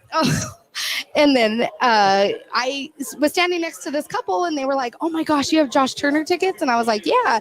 And they were like, "Oh my God, we want to go so bad." And I was like, "Here you go." Yeah, but I'm sure So- you know the couple she's talking about. I forgot his name, but they definitely seem like They were Die excited, hard. right? Oh, were they wrestling fans? Yeah. Yes, they they are were. 100%. They were cheering wrestle. They knew every like little saying Oh, that he love did it. and everything. Yeah. Yeah. And then I gave them Josh Turner tickets, and they were like, "Oh my God!" And they were like, and just kept thanking me and everything. So I'm like Santa. You can just call me Santa. That's and it's kind of back, with the world of radio, and obviously we're super adjacent right now to sports. After COVID, it was like tough. And like, not to give too much It insight, was. I'm not trying to give too much inside radio here, but like promotions and promoters and concerts, they were hitting you with we don't need your help. Like, crowds are going to come back out because the world's open back up and this, that, and the other thing. And for some reason, radio was pushed off the shine, and I didn't understand. And now I feel that some of these Live Nations and these other organizations, they're welcoming radio back. Maybe not because they want to, because they know they need to, you know, and fans of our program or you know, any of the other stuff here on the cluster, they're reaping the benefits of that. And promotions are definitely what they were pre-COVID, and I think, in my opinion, propelling, you know, towards a lot more. Oh yeah, yeah, definitely. I think you know, we're out there way more than we were, of course. Yeah. And just we have a lot to give out, you know, and I think that we're local is just, you know, so nice that there's somebody actually out there that they can physically see from the station. Well, and not to, you know, put anyone else in the market like under any sort of bus, but live and local is what this cluster is. Exactly. You know, Right. if you're tuning into a competitor or elsewhere, you're getting New York, you're getting LA, you're getting Dallas, you're getting other parts of the country that aren't, you know, if you're listening to other country music, you're getting Nashville piped in, you know, and we don't do that here, you know, and it's a cool thing to be a part of. Also, we're setting up a new endeavor with the morning show. So the opening drive, Jeff Symbieta and JJ Buck, we're going to start doing a fun Sweet Deals partnership to where you tune into they in the morning, you grab a cool promo code, you tune into us in the afternoon, we got a giveaway for you, and vice versa. We're going to come up with a cooler promo code. Like Naturally. we're going to one up their promo code, and then we're going to shoot it back to them. And, you know, just make sure, like, you know, the people that are taking the time with us all day long, you wake up with us, you spend the afternoon with us, you know, that's going to work out for you. Yeah. You know, and we're super excited about that. And Sweet Deals are through the roof right now too. Yeah. We got a lot of those. If you go right now to sportsanimalapq.com and look for a Sweet Deal, first of all, your favorite one's probably gone. Like Probably. You gotta get probably. the date Yeah, announced. you got to jump on it early. Yeah. But yeah, it's about as good as it gets. What's upcoming for promotions? What's upcoming at the station? You know what? I looked at the calendar today, and this week I kind of can breathe a little bit. But we got Balloon Fiesta coming up. Yeah. And it's crazy. I think we have 3 concerts in the middle of Balloon Fiesta this year. Sweet. Yeah. So we have Pitbull, we have Imagine Dragons, we have Korn kicks off right before, but I mean, we are packed with concerts. We're packed with Balloon Fiesta. We're packed with everything happening. The boys are out there Friday. We are out there Friday. There's only one Friday for Balloon Yeah, Fiesta, I think right? it's 11th. Yeah, the 11th. We're out there Friday the 11th. Yep. We will do another rendition of our Glow play-by-play. Yeah. I don't know if that's good radio, but it's a ton of fun for us. I love it. Yeah, that's what I got at the 11th. Yeah. Yeah, it's, I don't know, the Blue, it's just, and again, that's a special one, you know, and then we've been fortunate to be on in the mornings with KKOB often doing, you know, updates over the weekend. And it's fun to get that perspective as people are driving in. It's a cool outlet or whatever. Yeah. So I love that, man. Anything we're missing otherwise? How's Butler doing? Good. Yeah. Good. Yeah, he's doing good. He's practicing like crazy, and they're getting ready to start indoor track. What events is he up for? He'll do in indoor. He'll do the 60 and the 200, and then outdoor he does the 100 to 200, and then maybe a relay. What is the D1 student athlete experience right now? Is there is there special ways through campus? Does he have access to nothing He of that? can't even get a parking pass right now. He's been on the wait list for a parking pass for a month already. He's gotten 2 tickets. We had to buy him a scooter so he could park like at a restaurant down the street. That's my D1 son's life right now. Now, hear me out. Just tell him to run. I know, right? Yeah, just run to school. Just run to school. I think you'll be fine when you get there. Yeah. You know what would like, because I'm this guy, right? So I would be the whoever else is on the team or whatever pretty girl is on campus. I would say, what do I got to do to like split that parking pass with you? Yeah. Like, what do I like? Can your boy catch a ride? They are so strict there. He like went and parked at a friend's house. They studied. His friend took him back. They gave him a ticket for being on his property. That it was a vehicle not registered for that property. Wild. Yeah. Indianapolis Can't goes have hard. Oh, guests. Yeah. Yeah. Friends in You college. will not It fraternize. was crazy. You'll pay to be part of this fraternity or else. Yeah. Like we're not gonna have that. Yeah. That's so So. funny. Yeah. But it's cool. We got to go over there, and I didn't realize that what is it? Is it Hoosiers. Is that That's the Indiana? movie? The movie that Oh, was correct, the yeah. movie Yeah. that was in the gym there. So we got to see the gym there, and that was the movie was filmed in there. So I've heard some renovations have been done. I haven't seen it. yeah, it's really pretty. Yeah. It's really pretty. I grew up, my high school gym was like that, where it had the big wood on the side Mm-hmm. and you kind of looked down at everything. And it was a neat energy as a kid. Yeah, and they're really good. The Butler basketball team's good. Yeah, every year. Sure. Yeah. Every year. Well, they got NIL figured out. I mean, they're not struggling over there. That's the one though. So like we said, Lobo Talks at 7. I know Coach Mendenhall is on tonight. I think there's some players. There's a player, Yeah, there's- usually 1 or 2 players. Yeah, so get out there early, get as close to the broadcast as possible. Mm-hmm. Be a part of that. Mandy, thank you so much. Thank you. Whenever we get back from the break, we got a bunch of sponsor stuff we got to do. Let's because go, We haven't baby. done our Isham Dental. We haven't done our Blue Plate special today. Let's go, boys. Don't doing on. forget about the I-9 varsity, my friend. Dang. 95.9 FM and AM 610. Thank you, Mandy. The Thank you. Sports Animal.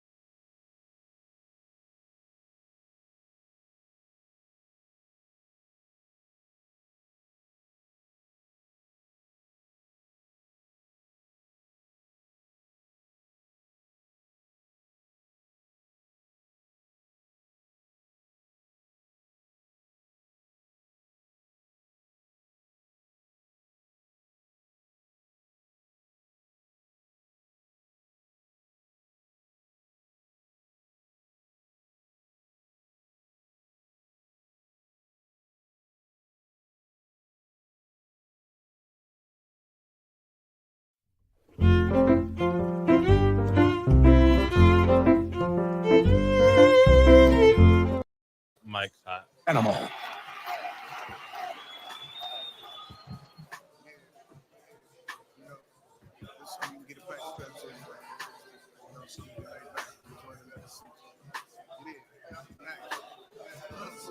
Welcome back to the program. Welcome back to 2 Minute On. We're live at Rio Bravo Brewery, 1 hour away from Lobo Talk. That'll be immediately following us. That's live from Sandia. That'll be fun if you're into Lobo Talk.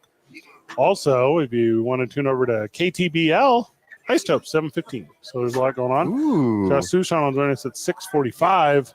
We'll talk about the final series of the season for the Isotope. So kind of crazy. It all comes to an end. We start off our 6 o'clock hour with the Isham Dental soundbite of the day. IshamDentalABQ.com, 505-881-0422. You know that's at 3900 Eubank Boulevard Northeast, where you can go see Scott, and he will help you with your dentures, your implants, kind of all your needs. A dental implants van. Dental. All right, I'm scratching that off my to-do list then. You go out there, he'll put the fingers that have been in my mouth, Isaiah's mouth, and Van's mouth into your mouth, and he will help you achieve a beautiful smile like me. All right, Van and I have not heard the Isham Dental soundbite of the day. Isaiah picked it out. Here is our Isham Dental soundbite of the day. No pressure. If we had a number, if we would have said when we're talking about This is Gilbert Arenas. with He Caitlin, sucks. what would those numbers have? What was the numbers? It would have been a scoring number. Exactly. Yeah. Right. Because of that high clip shooting it. Right, So right. we'd have been like, If she That's what she did. you That's what consider I- 20 that's points what I per was game. saying. So Cheryl you don't consider Swoops. 20 points per game. So if her stats, when we're saying she won't do this in the W, she averaged 31.6, 7.4 rebounds, 9 assists. Right? Did anyone expect her to do that in W? those three. No. No. Right? So she didn't do that. No. Now, if we say her stats are today, what? 20 points, 8.4 assists, 6 rebounds. That's crazy. But that's crazy. 5 Is points, that dominant? 5.6 turnovers. Talking about Those Caitlin are Clark, I numbers. would assume. But to me, that's not Period. dominating. Yeah, it's only not dominating because she's a rookie. Now, If No. yeah, so- if she's putting up numbers like Asia right now, would she be dominating? yes. So it's about Yeah. the numbers. I don't look at the dominating factor being numbers. It's what you're doing on the floor. And those numbers would change if the factors on the floor changes. If you make that layup, Mhm. the stats change. If you swing, I get a layup, stats change. These are factors on the floor that we don't All get right, to I think I get it. Here, good Isham Dental soundbite of the day. I get the idea that old heads think that their old head favorite players are better than players today. I'm not confused on that. Everyone is better today than it has ever been. That is a weird one for a lot of people to accept. The best basketball players in the world right now are better than the best basketball players in the world 30 years ago, specifically 40 years ago. Caitlin Clark's rookie season, which I stopped watching after game 1, don't pretend for a second like that enthralled me, because it did not. Caitlin Clark's rookie season is the only rookie season I know about in the history of the WNBA, and that's what makes it more relevant than what anyone else could have done, what anyone else has done, or what anyone will do in the future. Because if we measure this again in the future, it's because we measured Caitlin Clark's. Cheryl Swoops has 3 WNBA MVPs. She's one of the best to ever do it. Sure. Caitlin Clark's rookie numbers are better than her best year. She is just a flat-out hater. That's how it is. Her best season, Caitlin Clark is already eclipsing. Her MVP winning seasons, Caitlin Clark is The already thing- better than as a rookie. You're saying the things she's done for the first time, Yeah. she's better at than the person who claims to be the best to ever do it? And her first year. That's wild. When you said Cheryl Swoops, I thought we were talking about Cheryl Miller, an actual good Cheryl. Yeah. Like this is absurd. Also, I'm not taking anything from Agent Zero. That dude's a nutcase. Sure. I think when you're judging people, I think the best way to do it, the most fair way to do it, Is just there because- ugly faces? yeah, that's one way. But technology becoming better, it allows almost everybody to reap the same benefits, unless you're somebody like LeBron who spends millions, who can afford to spend millions on his body. But I think the best way to judge him is how good were you compared to your peers. So it's like everybody was in the same boat. Everybody was going through the same, playing in the same league with the same rules in the 90s or in the early 2000s. And even with that being said, what you guys are saying, like if we think everybody's better now, which is a fact statistically, when it comes to measurements, and Caitlin is still way far ahead of everybody else in her field, she's even getting more credit in my mind. The best female MMA fighter of all time is Ronda Rousey. No, it's not. There was no one trying to be the best female MMA fighter of all time when she was doing it. She beat up a bunch of people that got asked to go get beat up. And that's how Cheryl Swoops got only kind of fat on statistics. She even get legit fat. Like Caitlin Clark's numbers are better against the people trying harder than ever to be good at it. The best to ever do it are in the WNBA right now. Correct. Your nostalgia outlook. Yeah. The 20th best player in the NBA is better than Karl Malone. I don't care if you watched Karl Malone back then, who was the second best or third best player in the NBA. The 24th guy is better than Karl Malone. Is it Moses or evolution? Carl? That's probably on you guys. Moses is a different Malone, who as a person was allegedly better, but that was pre-social media, so we don't really know. Okay. Sure. Because they could both be in you guys' battle list. I just want to check in there. Well, and it's, man, the way this stuff goes, you can talk about, let's use boxing, right? Some of the best boxers of all time. The names you do know, Muhammad Ali. Yeah. He was the best when the best dudes were out there trying to do it. The best dudes are not out there trying to do it at the same time that Andre Ward has been trying to do it. Like, Andre Ward is a really good boxer. There's no one trying to be a really good boxer anymore. Like, the game has changed. Like, Floyd Mayweather is 50 and whatever. No one else is trying to be that. Go into MMA, make some money. Well, boxers make significantly more money than MMA fighters. It's easy. Point of access a little easier. But that's the point we're at. Like, Cheryl Swoops and her weird groupies are weird. You're right about Floyd, but to be specific, how people are actually trying to be too much like him, and it does feed into your point being correct, is everyone's scared to lose.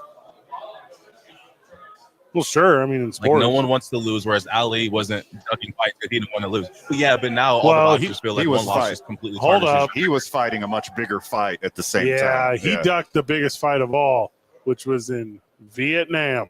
He was not about that life. Like, you can give me any Muhammad Ali quote. I'm gonna tell you all the best ones were about Vietnam. Mm-hmm. Like, and I can't say them on air, or I probably shouldn't just say them anyways. Yeah. I got more in common with Charlie Chan from Vietnam than I do with Uncle Sam. Yeah, that's you. Mm-hmm. You're the one trying to take my rights away. Like, and that stuff's ingrained. Cheryl, hey, you want to hear some Cheryl Swoops quotes? Play the Isham Dental soundbite from yesterday.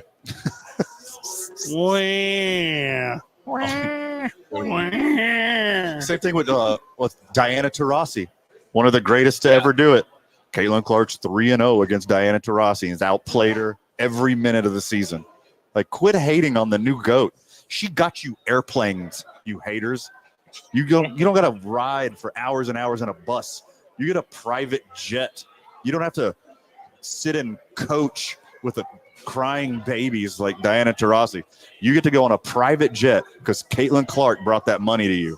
She leads the league. Being a hater. She leads the league in assists, 3-pointers per game. Oh, she's unreal. Now, she's probably close in points. That'd be top 10. She's in her rookie season. That's not even done. She's already set the all-time assist record. She will break the all-time 3-point record by the time the season's over. She's already the GOAT. Recognize game. Get over yourself. I just saw Aja Wilson was the first person to score, first woman to score. Was it 500 or 5,000? It's 5,000 points in a season, and I think Caitlin's on pace to do that too. So she may not be the first person. Not in a season, but yeah. And I'm looking at it right here. So Caitlin Clark is averaging 19.5. Aja Wilson's averaging 27. So cool. I'm not saying Aja Wilson sucks because I'm saying Caitlin Clark's doing well, but Aja Wilson's putting up 20 shots a game. Caitlin Clark's only putting up 14. Yeah. Like, the assist total is where it ends up being the big difference maker, because every assist you get, 8.4 for Caitlin Clark, only 2 for Aja Wilson. That's worth at least 2 buckets or 2 points. Correct. It's sometimes worth 3. Yeah. And I saw some stat in the comments that compared if you add Caitlin points she's accounted for, it's much more. And Asia was the first to score 1,000 in a single season. So that's what it was. And I think Caitlin's probably going to score 1,000 too. So if Asia wasn't going insane on points, Caitlin may have been she's 8th in scoring, but one of these seasons she's also going to crack 1,000. Well, and also to be wildly clear, like I'm looking at my phone right now, it's Tuesday, September the 17th. By Wednesday, September 18th, I will have forgotten completely about this. This one is not the one for me. WNBA, cattiness. Also, it's legit kind of pathetic. It's incredibly pathetic. What happened to girl power? What happened to supporting your sisters? This is sad the way they're treating her. And also, like, there's a lot of bad B anthems out there that say, don't do what Cheryl, don't call me Miller Swoops is doing. Like, you don't be this. Yes. Hard agree. Also, and I'm not telling you what to do with your life, get away from Gilbert Arenas. Sure. Not a lot. Yeah. Not a lot happens after midnight in the club. Not a lot good happens when you're hanging out with Gilbert Arenas anytime. You little Warren Sappish. Do you remember when Klay Thompson was like, Gilbert Arenas texted me what I should do in the offseason? I thought you should block that number. That's the first thing you should do in the offseason, Klay. Block it. Also, I think this might be wrong. I think his now fiance proposed to him like last week. It might be a little bit longer than that, but that's a weird thing. I would never know that. And I'm not trying to be the guy that's like so Midwest that I can't escape the idea that a lady's going to propose to a fella, because I get it. It's 2024. Yeah, sure. But I'm going to say this. If my lady were to propose to me, I would say no. I would say that's not how this thing works. I feel like that would change everything. Like, there's no coming back from that. No, absolutely not. Now, hold on. My mom proposed to my dad. Well, I know both of them very well, and this tracks. Yeah, for sure. Your mom's got some Cheryl Swoops energy right now from the way you just said that. That is wildly incorrect. She's more of a Cheryl Miller. That's the good one. Yeah. The good Cheryl. When I say one is a pronoun for Cheryls in this circumstance. Ugh. Isaiah, did you ever watch Cheryl Swoops play? No. No, of course not. No one did. I watched some Candace. Candace Parker was the one that I knew about. Oh, you knew about the cute girl? That's wild. Outside of Candace, I didn't know about any other W. But Candace was the main one in a lot of commercials. She was like the knockoff Caitlin Clark back in the day, if you want to judge hype or like popularity. Sure. Dang, Cheryl Swoops got some Wendy Williams energy right now. I'm looking right at her. King of the haters. Oh, the resemblance might be there, huh? I mean, I'm seeing it. Also, statement piece necklaces, they're out. Like, I'm not telling anyone how to dress, but if you're going for a big statement piece necklace in 2024, no. This is not Mean Girls. Are you talking about PIECE or PEACE? PIECE. Oh, okay. Because she's no peace in her life right now. No. Hey, peace of mind. I'm showing up at a thing and I got this big old piece on my chest. No, you don't. Not in 2024. That looks bad. Figure out how to dress. Zsa Zsa Gabor wants her necklace back. That is a reference that Isaiah does not get. It's a deep I'm cut. going to get you an iced out slow chain. It's going to have slow written across the front. Why? So you can tell people you snatched it from me? Because I'm not going to keep it. I'm not going to take it from you. I took Fred's chain. He didn't even do nothing about Hey, it. I ran into Jace Hinton over the weekend at the State Fair, my former broadcast partner at New Mexico Highlands University. Just stellar dude all around. Talked for 20 minutes about athletics. Talked for 20 minutes about broadcasting. Very good friend of Isaiah Johnson's, or at least I thought was, because he didn't ask me a single question about Isaiah. I haven't talked to Jason in a little while. Oh, no. The fallout, professional fallout. No, yeah, it was very professional, you could say, but we have different friend groups. Isaiah said he didn't want me to do the color commentary on the football, so it was. Me and Jace have different friend groups. The number of times Isaiah, that I've told Van he cannot broadcast with me is so high. It's the highest. Ask me how many times I've asked. He's never asked. It rhymes with hero. I've asked Van to broadcast lots of pro wrestling. He's the best at broadcasting pro wrestling. That is a correct statement. Yes. Of everyone that does it, including myself. Also baseball. But miss me with the rest of the sports. I get lost real fast. We continue from Rio Bravo Brewery where we get back from the break. It's 2 Men On, 95.9 FM and AM 610. It's Talk on Tuesday, the sports animal.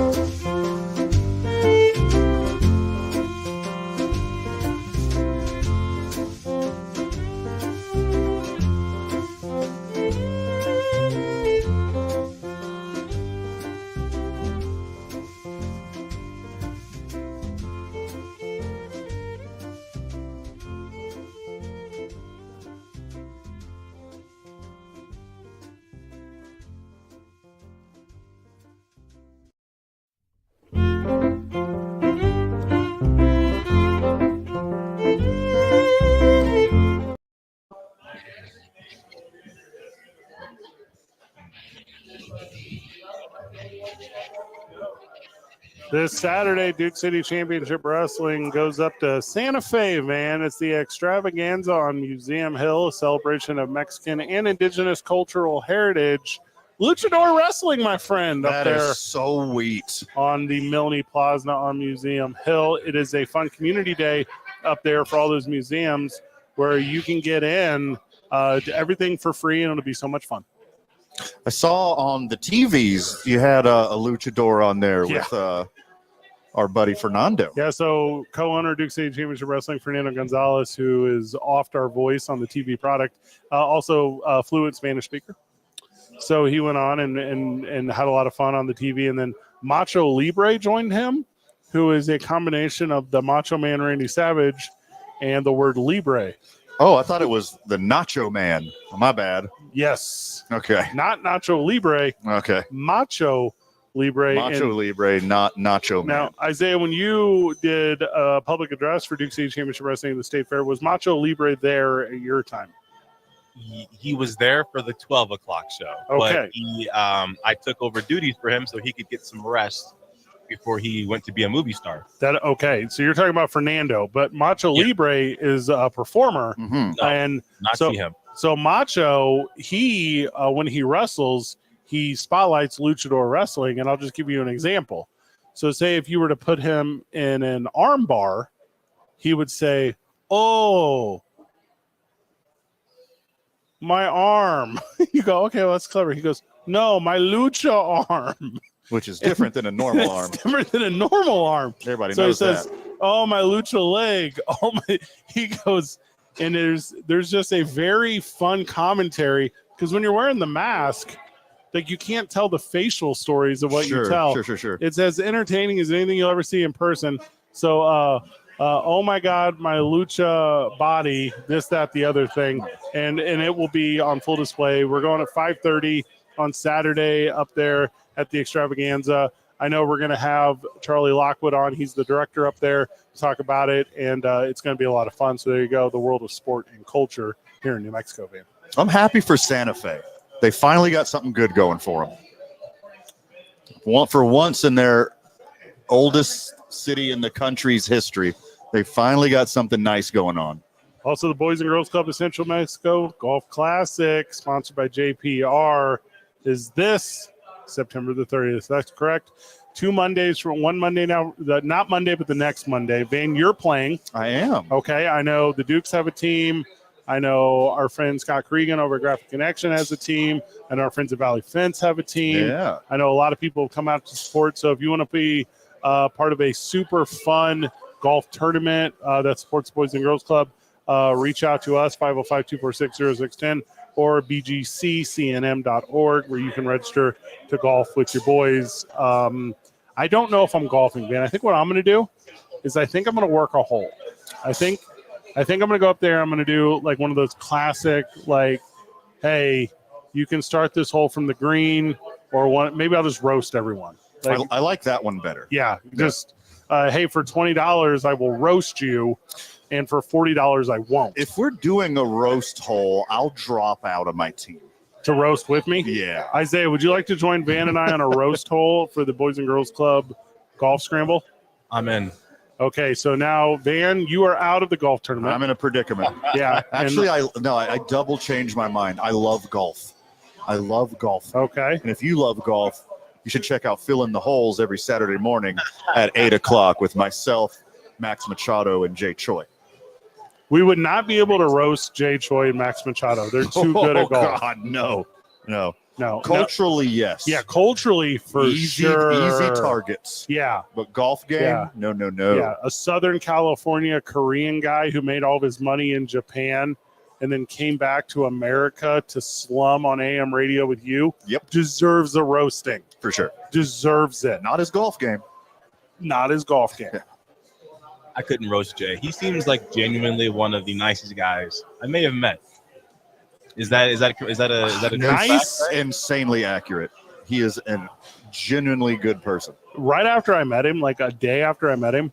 And so Fill in the Holes is a fun golf program. If you haven't checked it out, it's Saturday mornings, 8 a.m. It's just very good. There's not another way to say it.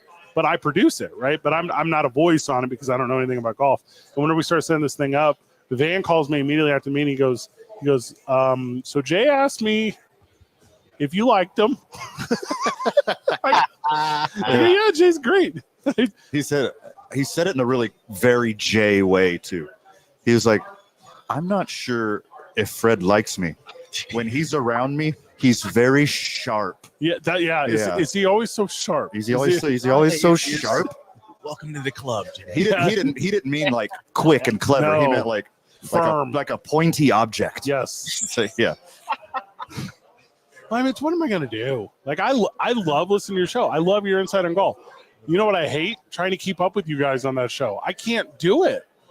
Sometimes they go a little overboard. I'm like, hey, tone it down for the audience, boys. Yeah. You need to chill out. Know your audience. I don't know what a rolling handicap is in a tournament foursome something. The day you were talking to me about you guys were talking about the angles of grass being cut and how the ball rolls or something. Yeah. And I'm like, Wow. I'm like, is this Bill Nye? Is Yeah. Bill Nye talking to me about golf? Bill. Yeah. Thank you. The flow of the grain is very important for The putting. what? Yeah. The flow of the grain? Is Yep, this Settlers of Catan? This is a real thing. Don't know what you're going Bill on Nye about. made a comeback.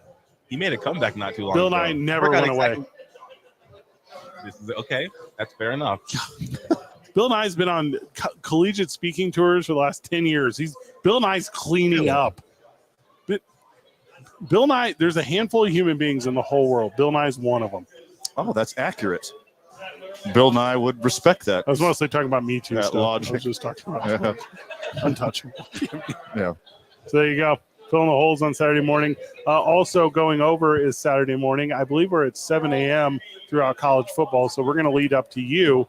So you can listen to Pro Wrestling Talk at 7. You listen to Golf Talk at 8. It goes over to college football coverage. Speaking of Thursday night NFL football, Sunday 2-day games, Sunday night football, Monday night football. We're talking about a ton of football here on the Sports Animal. You want to watch all of the games? You want to get 10 different streaming services? You want to fight with your TV provider, DirecTV? You want to figure all that out? Or you can just listen to the Sports Animal. Yeah, let's do that. It's the one. You got to go to one place. You go here, the home of the NFL. Mm-hmm. Also, no longer do I want to be called Two Men On. I want to be called the Sports Animal moving forward. It's you and I. This show is the same Yes. name as the station. That's going to be very confusing. Not to me. Again, just like I told Jay, know your audience. Whenever They're easily confusable, Fred. Man, people say, so like, what kind of animal is the Sports Animal? That's what they say. I'm gonna say that's me and Van. Mm-hmm. That's sometimes Isaiah, as of recently. The Sports Animal is the boys. I picture when I think of the sports animal, Uh-huh. I picture like a mountain lion in like a football jersey. That's what I think of when I think of the sports animal. He'll maul you, he'll claw you with his big old mountain lion claws, and he's got his Brian Urlacher Lobo jersey on. Number 'Cause he's a 44. sports animal. Now you're going with mountain lion because Yeah. of the scratch marks in the Sports Center logo. That's what. Yeah. Now I don't know how many paw toes a mountain lion has. Is it 3 or 4? On their each paw. Are you asking how many toes are on a paw, or how many paws a mountain lion has? I'm not asking you to pause what you're saying. Okay. I'm saying, Papa, how many claws are on a mountain lion's paw? I think it's 5 also. Well, there's only 3 scratches in the Sports Animal logo. Oh, Those are so the you think longest. it's like a Those are the sloth longest. with a broken leg? I don't know. That's what I'm saying. Like, what animal? Like, what animal? I would assume it's because the nails are longer in the middle. That's why the middle line is usually the longest scratch. Yeah, because the side ones are kind of just clicked Yeah. in a little bit. So only got the big ones in the middle. Okay, so update on what I know about our logo. So it looks as if the official logo has removed the scratch mark. So you can remove my point. We don't have scratch marks? No. Okay. So now the sports animal, I think, is probably like a baby bear, like a really nice baby bear. And he wants to just hug you to death. Not like maul you like the mountain lion. He wants to like give you big old hug'ems and scratch'ems behind your ear because he's a friendly bear that loves sports. This is not the worst. Have you ever seen any of the Muppet movies? Not on purpose. All right, so there's a drummer in the band in the Muppets named Animal. Animal. Yeah. Dark Horse, maybe? But I think that would be the sport animal, not the sports animal. Okay. I'm a little worried that you may have said this while I was answering the phone. There's nobody on the phone, just for clarification. Yeah, but okay. what about animal? It was like a robocall. No. What about Have road you warrior? have you updated your insurance provider for your vehicles, eh? Could it Because be they could take care of it right now. now? Yeah, There's I get those from my cell phone. this Road Warrior Animal suggestion. Not a bad suggestion. Uh-huh. I'm not into it. Now, do you think it's Pink Floyd's Animals album? That's a good one. Could Yeah. very well be. Low key, my favorite Pink Floyd album. How could it not be? Better than Dark Side. Sometimes an album only takes like 4 or 5 songs to be amazing, Yeah. and that's Pink Floyd's Animals. That's every Pink Floyd album. There's always one 30-minute song on a Pink Floyd album. Also, animals are beautiful and should be respected. So I think I put that kind of connotation into the sports animal. Okay. Majestic. So instead of KNML, our call letter should be PETA. Is that what you're thinking? Something animal. Some PETA. PETA. Yeah. PETA. I mean, I don't like that. I don't like what you just said there. Anyways, that's me trying to figure out what an animal is on the sports animal. Not a lobo. You don't think it's a wolf? It could be. But there's other sports here. It's not just all Lobo stuff. Well, ice wolves are also a lobo. I wonder how closely related wolves and lobos are. I think they're the same thing, dude. Are they the same? One's in Spanish. Really? One of them knows how to make masa. There you go. Sports animal. I never thought about the what behind that. What went behind that? That's what we're trying to get to the bottom of it. For sure. Like, and if we start going through it, like you can immediately eliminate a lot of things. Anything hoofed, I think, is out. I think I got it. I think I've got it. But what do you when someone's like I almost said it. You call someone a dog when they're just like an animal. You're just relentless. And You're just the best. He's You're a the dog. piece of- yes, of all the radio stations, we're the animal version. We're the dogs. We're the sports dogs. Sports animal. We don't let up. Home of the NFL. I mean, you got to be the sports animal. Ugh, I'm hearing you, but like the most relentless animal I ever seen was Nemo's dad when he was looking for him, and that dude's not like a dog at all.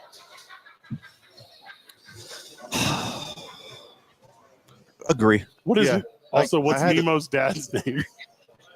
I know this. If you give me a second. I'm gonna give you a call. I can do It is filler. Marlin. Marlin. Yeah. It's a good name for a fish. Marlin the clownfish. Looks nothing like a marlin. Well, that was the thing. He was a clown. Second best marlin of all time. Okay. Wayans. All right. number So one. from the Wayans. from the texter, it says here, Lecter. Now, here's the thing. That's Hannibal Lecter, Not Animal animal. Lecter. Animal Lecter. Yeah, That's not but right. I don't hate where you're. That's not right. Yeah, where you were trying to go with that. The late great Hannibal Lecter. You doing Trump? Yeah. He talks about him all the time. It's so weird. I saw. Really? Yeah, all the time. All the time. There's like a mega cut of him talking about Hannibal Lecter for whatever reason. A little odd. That's the one you're picking. Of all the things, that's the one that finally gets you to say it. Sounds a little like Oh. Michael Rubin's party. Behavior that he does all the time. It's odd. Because he's out there. Dude. Yeah. It's weird. It's just a weird guy. All right, we're stepping away. Come back. I have no I-9 varsity lined up. The I-9 varsity of sports animals. Nice. 95.9 FM and AM 610, the sports animal. I'm gonna say that again.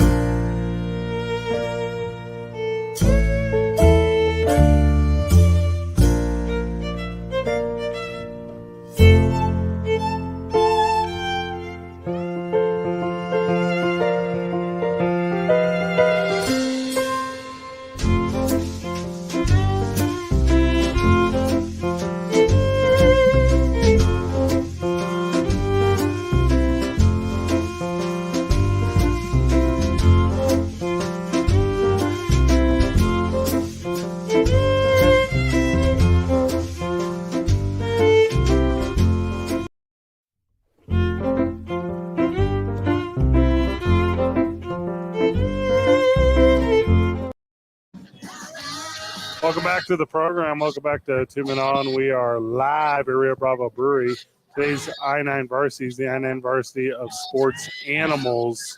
You can reach out to I-9 Sports, 505-312-4999. League office 280 at I9sports.com. Flag football, soccer, baseball, cheerleading. You'll catch me out there with the cheerleading on Saturdays, Van. It's been very fun. It's been very fun. Okay? Only always. I guess I'll go first. Okay, go ahead. Because I thought that this was a real animal. Oh, okay. I'm excited for this. So this is embarrassing because I didn't learn this until 3 years ago, maybe. Okay. I thought griffins were real. I didn't know that they were mythological creatures. And I'm doing a game for New Mexico Highlands University, and they're playing the Westminster Salt Lake whatevers, but they're the Griffins, the Westminster Griffins. Mm-hmm. And I was like, I've never seen a griffin in real life or like at a zoo or whatever. They're not real animals. So I thought griffins were real. you thought griffins were real. Which Yeah. a griffin is like a dragon-sized bird. It's like a lion's body, an eagle's head with wings. Okay. And I thought that was a thing that actually existed Okay. in the world, Hmm. and it does not. And then I learned that in my 30s. Not a lot to say about this situation. Yeah. But one thing I will say to you Mm-hmm.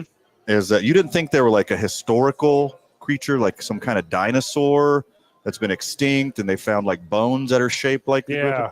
You thought they existed like now. You know, in hindsight, what you're saying makes a ton of sense. But I'm telling you, as far as sports animals go, Okay. I thought that the griffin was alive and well, and maybe was like some sort of mountainous, like west side of, or excuse me, east side of Europe, Okay. like style creature. Interesting. The Alps Interesting. or something. Interesting. Yeah. Interesting.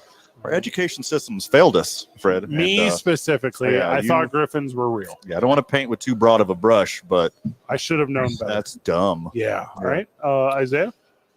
I'm gonna go the harpy eagle. Ooh. Okay. Which is Harpy half griffin.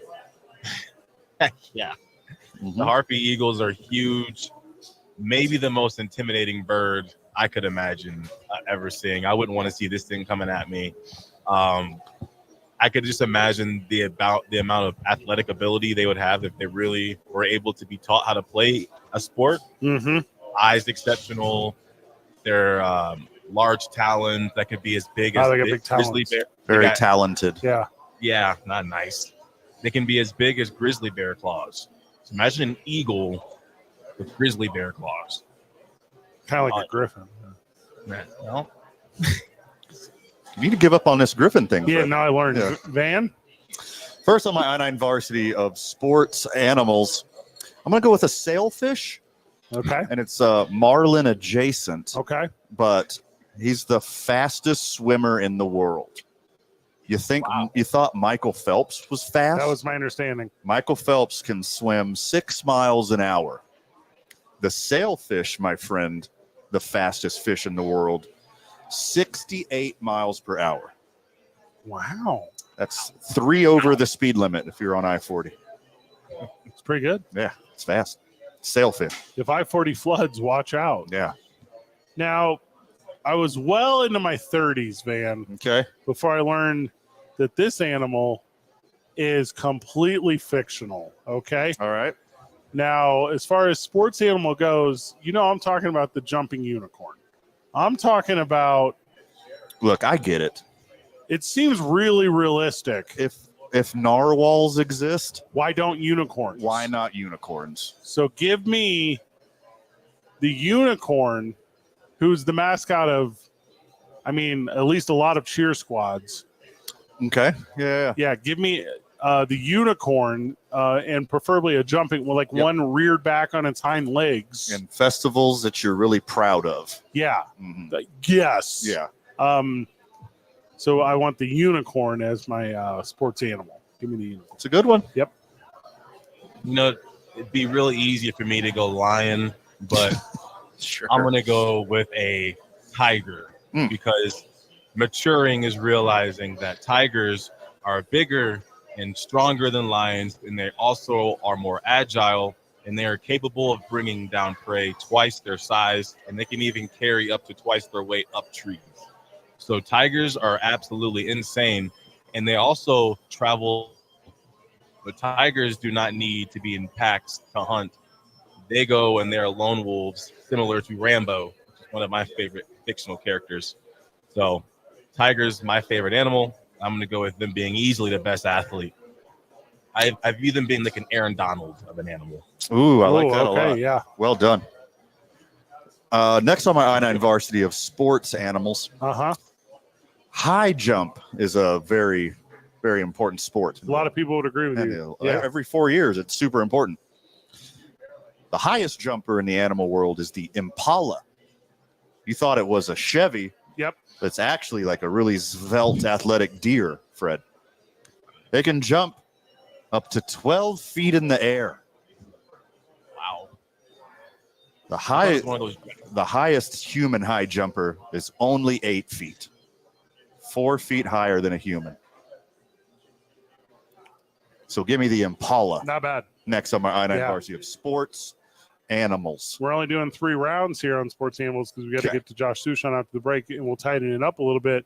I am still on the fence about, is a kraken real? And I think it is. If you think it's real, you're probably smoking some kraken. Okay. Yeah. So give me the kraken is my final sports animal, the most fearsome sea monster that is probably real. Okay. But I don't know with certainty, similar to the obviously the griffin and the unicorn. I have a lot of confidence that it's not real. We don't know. Well, ocean's big, brother. We do. Isaiah? Well, we are the sports animal, but there's multiple sports animals. That's correct. So the best sport animal is 95.9. Okay, good answer. How about 95.9 FM 610 AM is the number one sports animal. Okay. Hard disagree, because this is the sportiest sports animal right here. Final on my I-9 varsity is, and I'm saving. This was going to be my cleanup hitter, but if we're only doing 3, we're only doing 3. Putting them in the 3 hole. You know what I'm saying? Yep. The strongest animal in the world isn't exactly an animal. With strengths over 1,000 times their body weight, the dung beetle is the strongest animal in all of the kingdom. Pound for pound. Pound for pound. Like Isaiah said, 1,000 times their own body weight. If they were the size of a human, they'd take over the world in a day. Friend of the show, Craig, hit the texter, and he said he thought gargoyles were real for a long time. Josh Sushan joins us after the break. It's 2 Men On, 95.9 FM and AM 610, the sports animal. Dung beetle.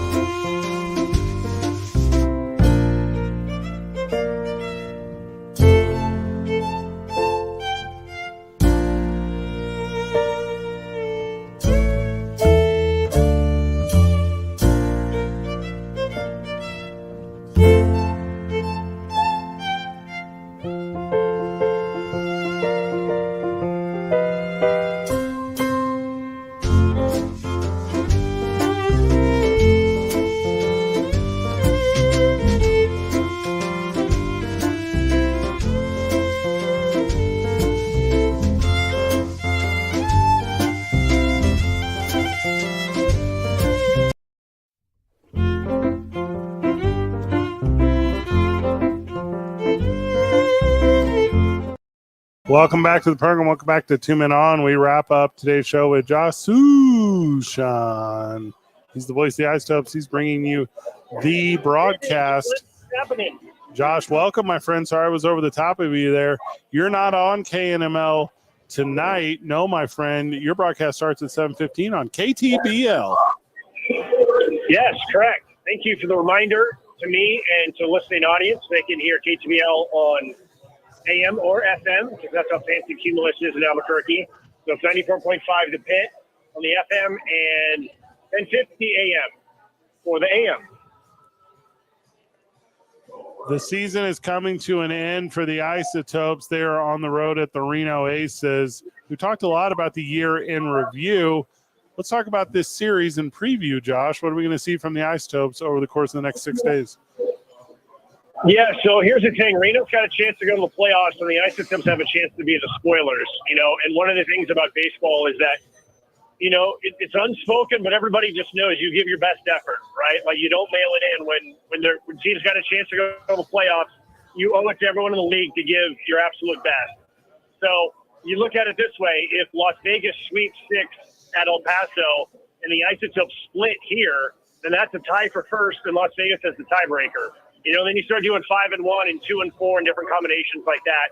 So I think it's important, and I know that the Isotopes want to play their best, right? It's part of being a professional is you make people earn their way into the playoffs. So what do you do in Reno after the game? Like, do you go to the casino and have a nice buffet? Do you go straight to the hotel? What's your game plan when you're in Reno, Sush? Man, you guys should know me by now. I'm boring. I don't do anything. Like, the boys would be all night at the casino and, tearing it up and having a good time. Very real. I'm old. I'm boring. I drink water, and I get something to eat, and I go to bed. I can't be doing this, late stuff, man. I called 145 games, bro. I'm tired. Ticketmaster is You know official. what the hotel does have, though? It's really cool. They have a golf range, and it's floating golf balls. You hit it out onto a lake. There's targets that are set up so you can try and hit it. But if the ball goes in the water, it floats. Send us a Really video. cool. Send us a video. We want to see this real bad. All right. So Well, I Ticketmaster. can't do that now because the game's going to start soon. No, but if I can tomorrow. remember to do it Tomorrow. tomorrow. You're there all week, baby. So Ticketmaster officially changed the Oakland Athletics on their ticketing service to The Athletics. How did that hit home with you, Josh? And what was the question? Oh, I'm sorry. How did it hit home with you whenever Ticketmaster officially changed the Oakland Athletics to The Athletics? I mean, if that's what it takes to get sad, there's so many other reasons to be sad about what's happening to the A's. Ticketmaster changing the name is really low, if we're being honest, amongst friends here. Look, they're going to be in Sacramento next year, and they're going to be in Sacramento for at least 3 years or 4 years. No one knows for sure exactly how this is going to go, but we know with 100% certainty that yours truly will be in Oakland for the final 3 next week. And we'll see. It's going to be, I don't know, it's going to be sad. It's going to be cathartic. It's going to be emotional. It's going to be everything. I don't even know. I'm trying not to think about what it's going to be. It's just, whatever happens, happens. Do you know if they opened up the top section to get more people there for the final series? I am told that they pretty much cannot do that because those seats have not been used in so long that, number one, they don't know what's underneath there, right? Nice. Because of all of the tarps have been up there for so long, you don't know what's underneath it. Plus, you don't know, if the bathrooms and all that kind of stuff work. But also, even if let's say you did open up the top area, and now there's another 20,000 people or however many it can seat. They didn't hire enough day of game people to work up there. You can't just suddenly hire another 100 people to work 3 games and expect them to be able to serve food and drinks and make sure bathrooms are you can't just do that on the fly. So I was told that even though it would be oh yeah, that'd be nice to open up the top deck and sell another 10, 20,000 tickets or whatever. You just don't have the infrastructure to support that many people based on how none of that has been used in so long. The final series for the Oakland Athletic is wraps up on the 26th. Is that right? It's Tuesday, Wednesday, Thursday of next week. So that's 24, 25, 26. Well, it's going to be an emotional one, and Isotope season will be over at that point. But I'm sure we will connect because, I've been part of a really similar thing. I was in St. Louis when the Rams left, and it was a really shocking one for me. And then I was in college in Washington when the Supersonics left, and it was a really shocking thing that I saw from others. And I'd like to get your takeaway on it, and I have no doubt your Substack will have a really nice piece on it. I'm really curious about what's going to happen to the final game because there's been some final games that have kind of gotten ugly over the years. Whether you have to go back a long time. It's been a long time since this has happened in baseball. But you go back to the Expos, their final game, didn't get too ugly, but there was some stuff there. The final game in Washington D.C. before they moved to I believe it was Arlington, Texas. Like there was some stuff in the last inning or two there. And, you basically had years and years of pent-up anger. And then you're going to have a lot of people who are going to be coming to those games who are going to be super sad. There's probably going to be some people who really don't care, and they just want to come to cause havoc. I know the A's are, beefing up security as much as they can for the last game. I will say that I'm kind of glad that the last game is going to be a day game, because if it was a night game and people pretty much just have all day to drink and just get themselves loaded up, then that could be kind of scary. So, then there's another part of me that's like, okay, Wednesday's a night game, and then can we just sleep in the parking lot, and then turn around and come in again the next morning? Not in that neighborhood. No, the answer is no. There's not a safe walking distance from that stadium to sleep in your car. Do not do that, Josh. I think I'd be totally safe. Final words, Josh. Where's the broadcast tonight? I'm kind of sad that baseball's ending, but it's cold here. I should have brought a heavier jacket. Those are the final words. I should have brought a heavier jacket. I believe what Josh meant to say was, find the Isotopes on KTBL. That's over on 94. Thank you, Josh. Thank you, guys. KTBL. He's the best. Isaiah, good job back at the studio. Thank you. Van, 3 hours, first time in a long time. I miss it. We did a full proper show today. Final words? Let's do it again tomorrow. Yeah, those are very good final words. Lobo talk after this. Good job, everyone. Keep breathing. See you tomorrow, Burke. And listen to the opening drive every morning with Jeff and JJ.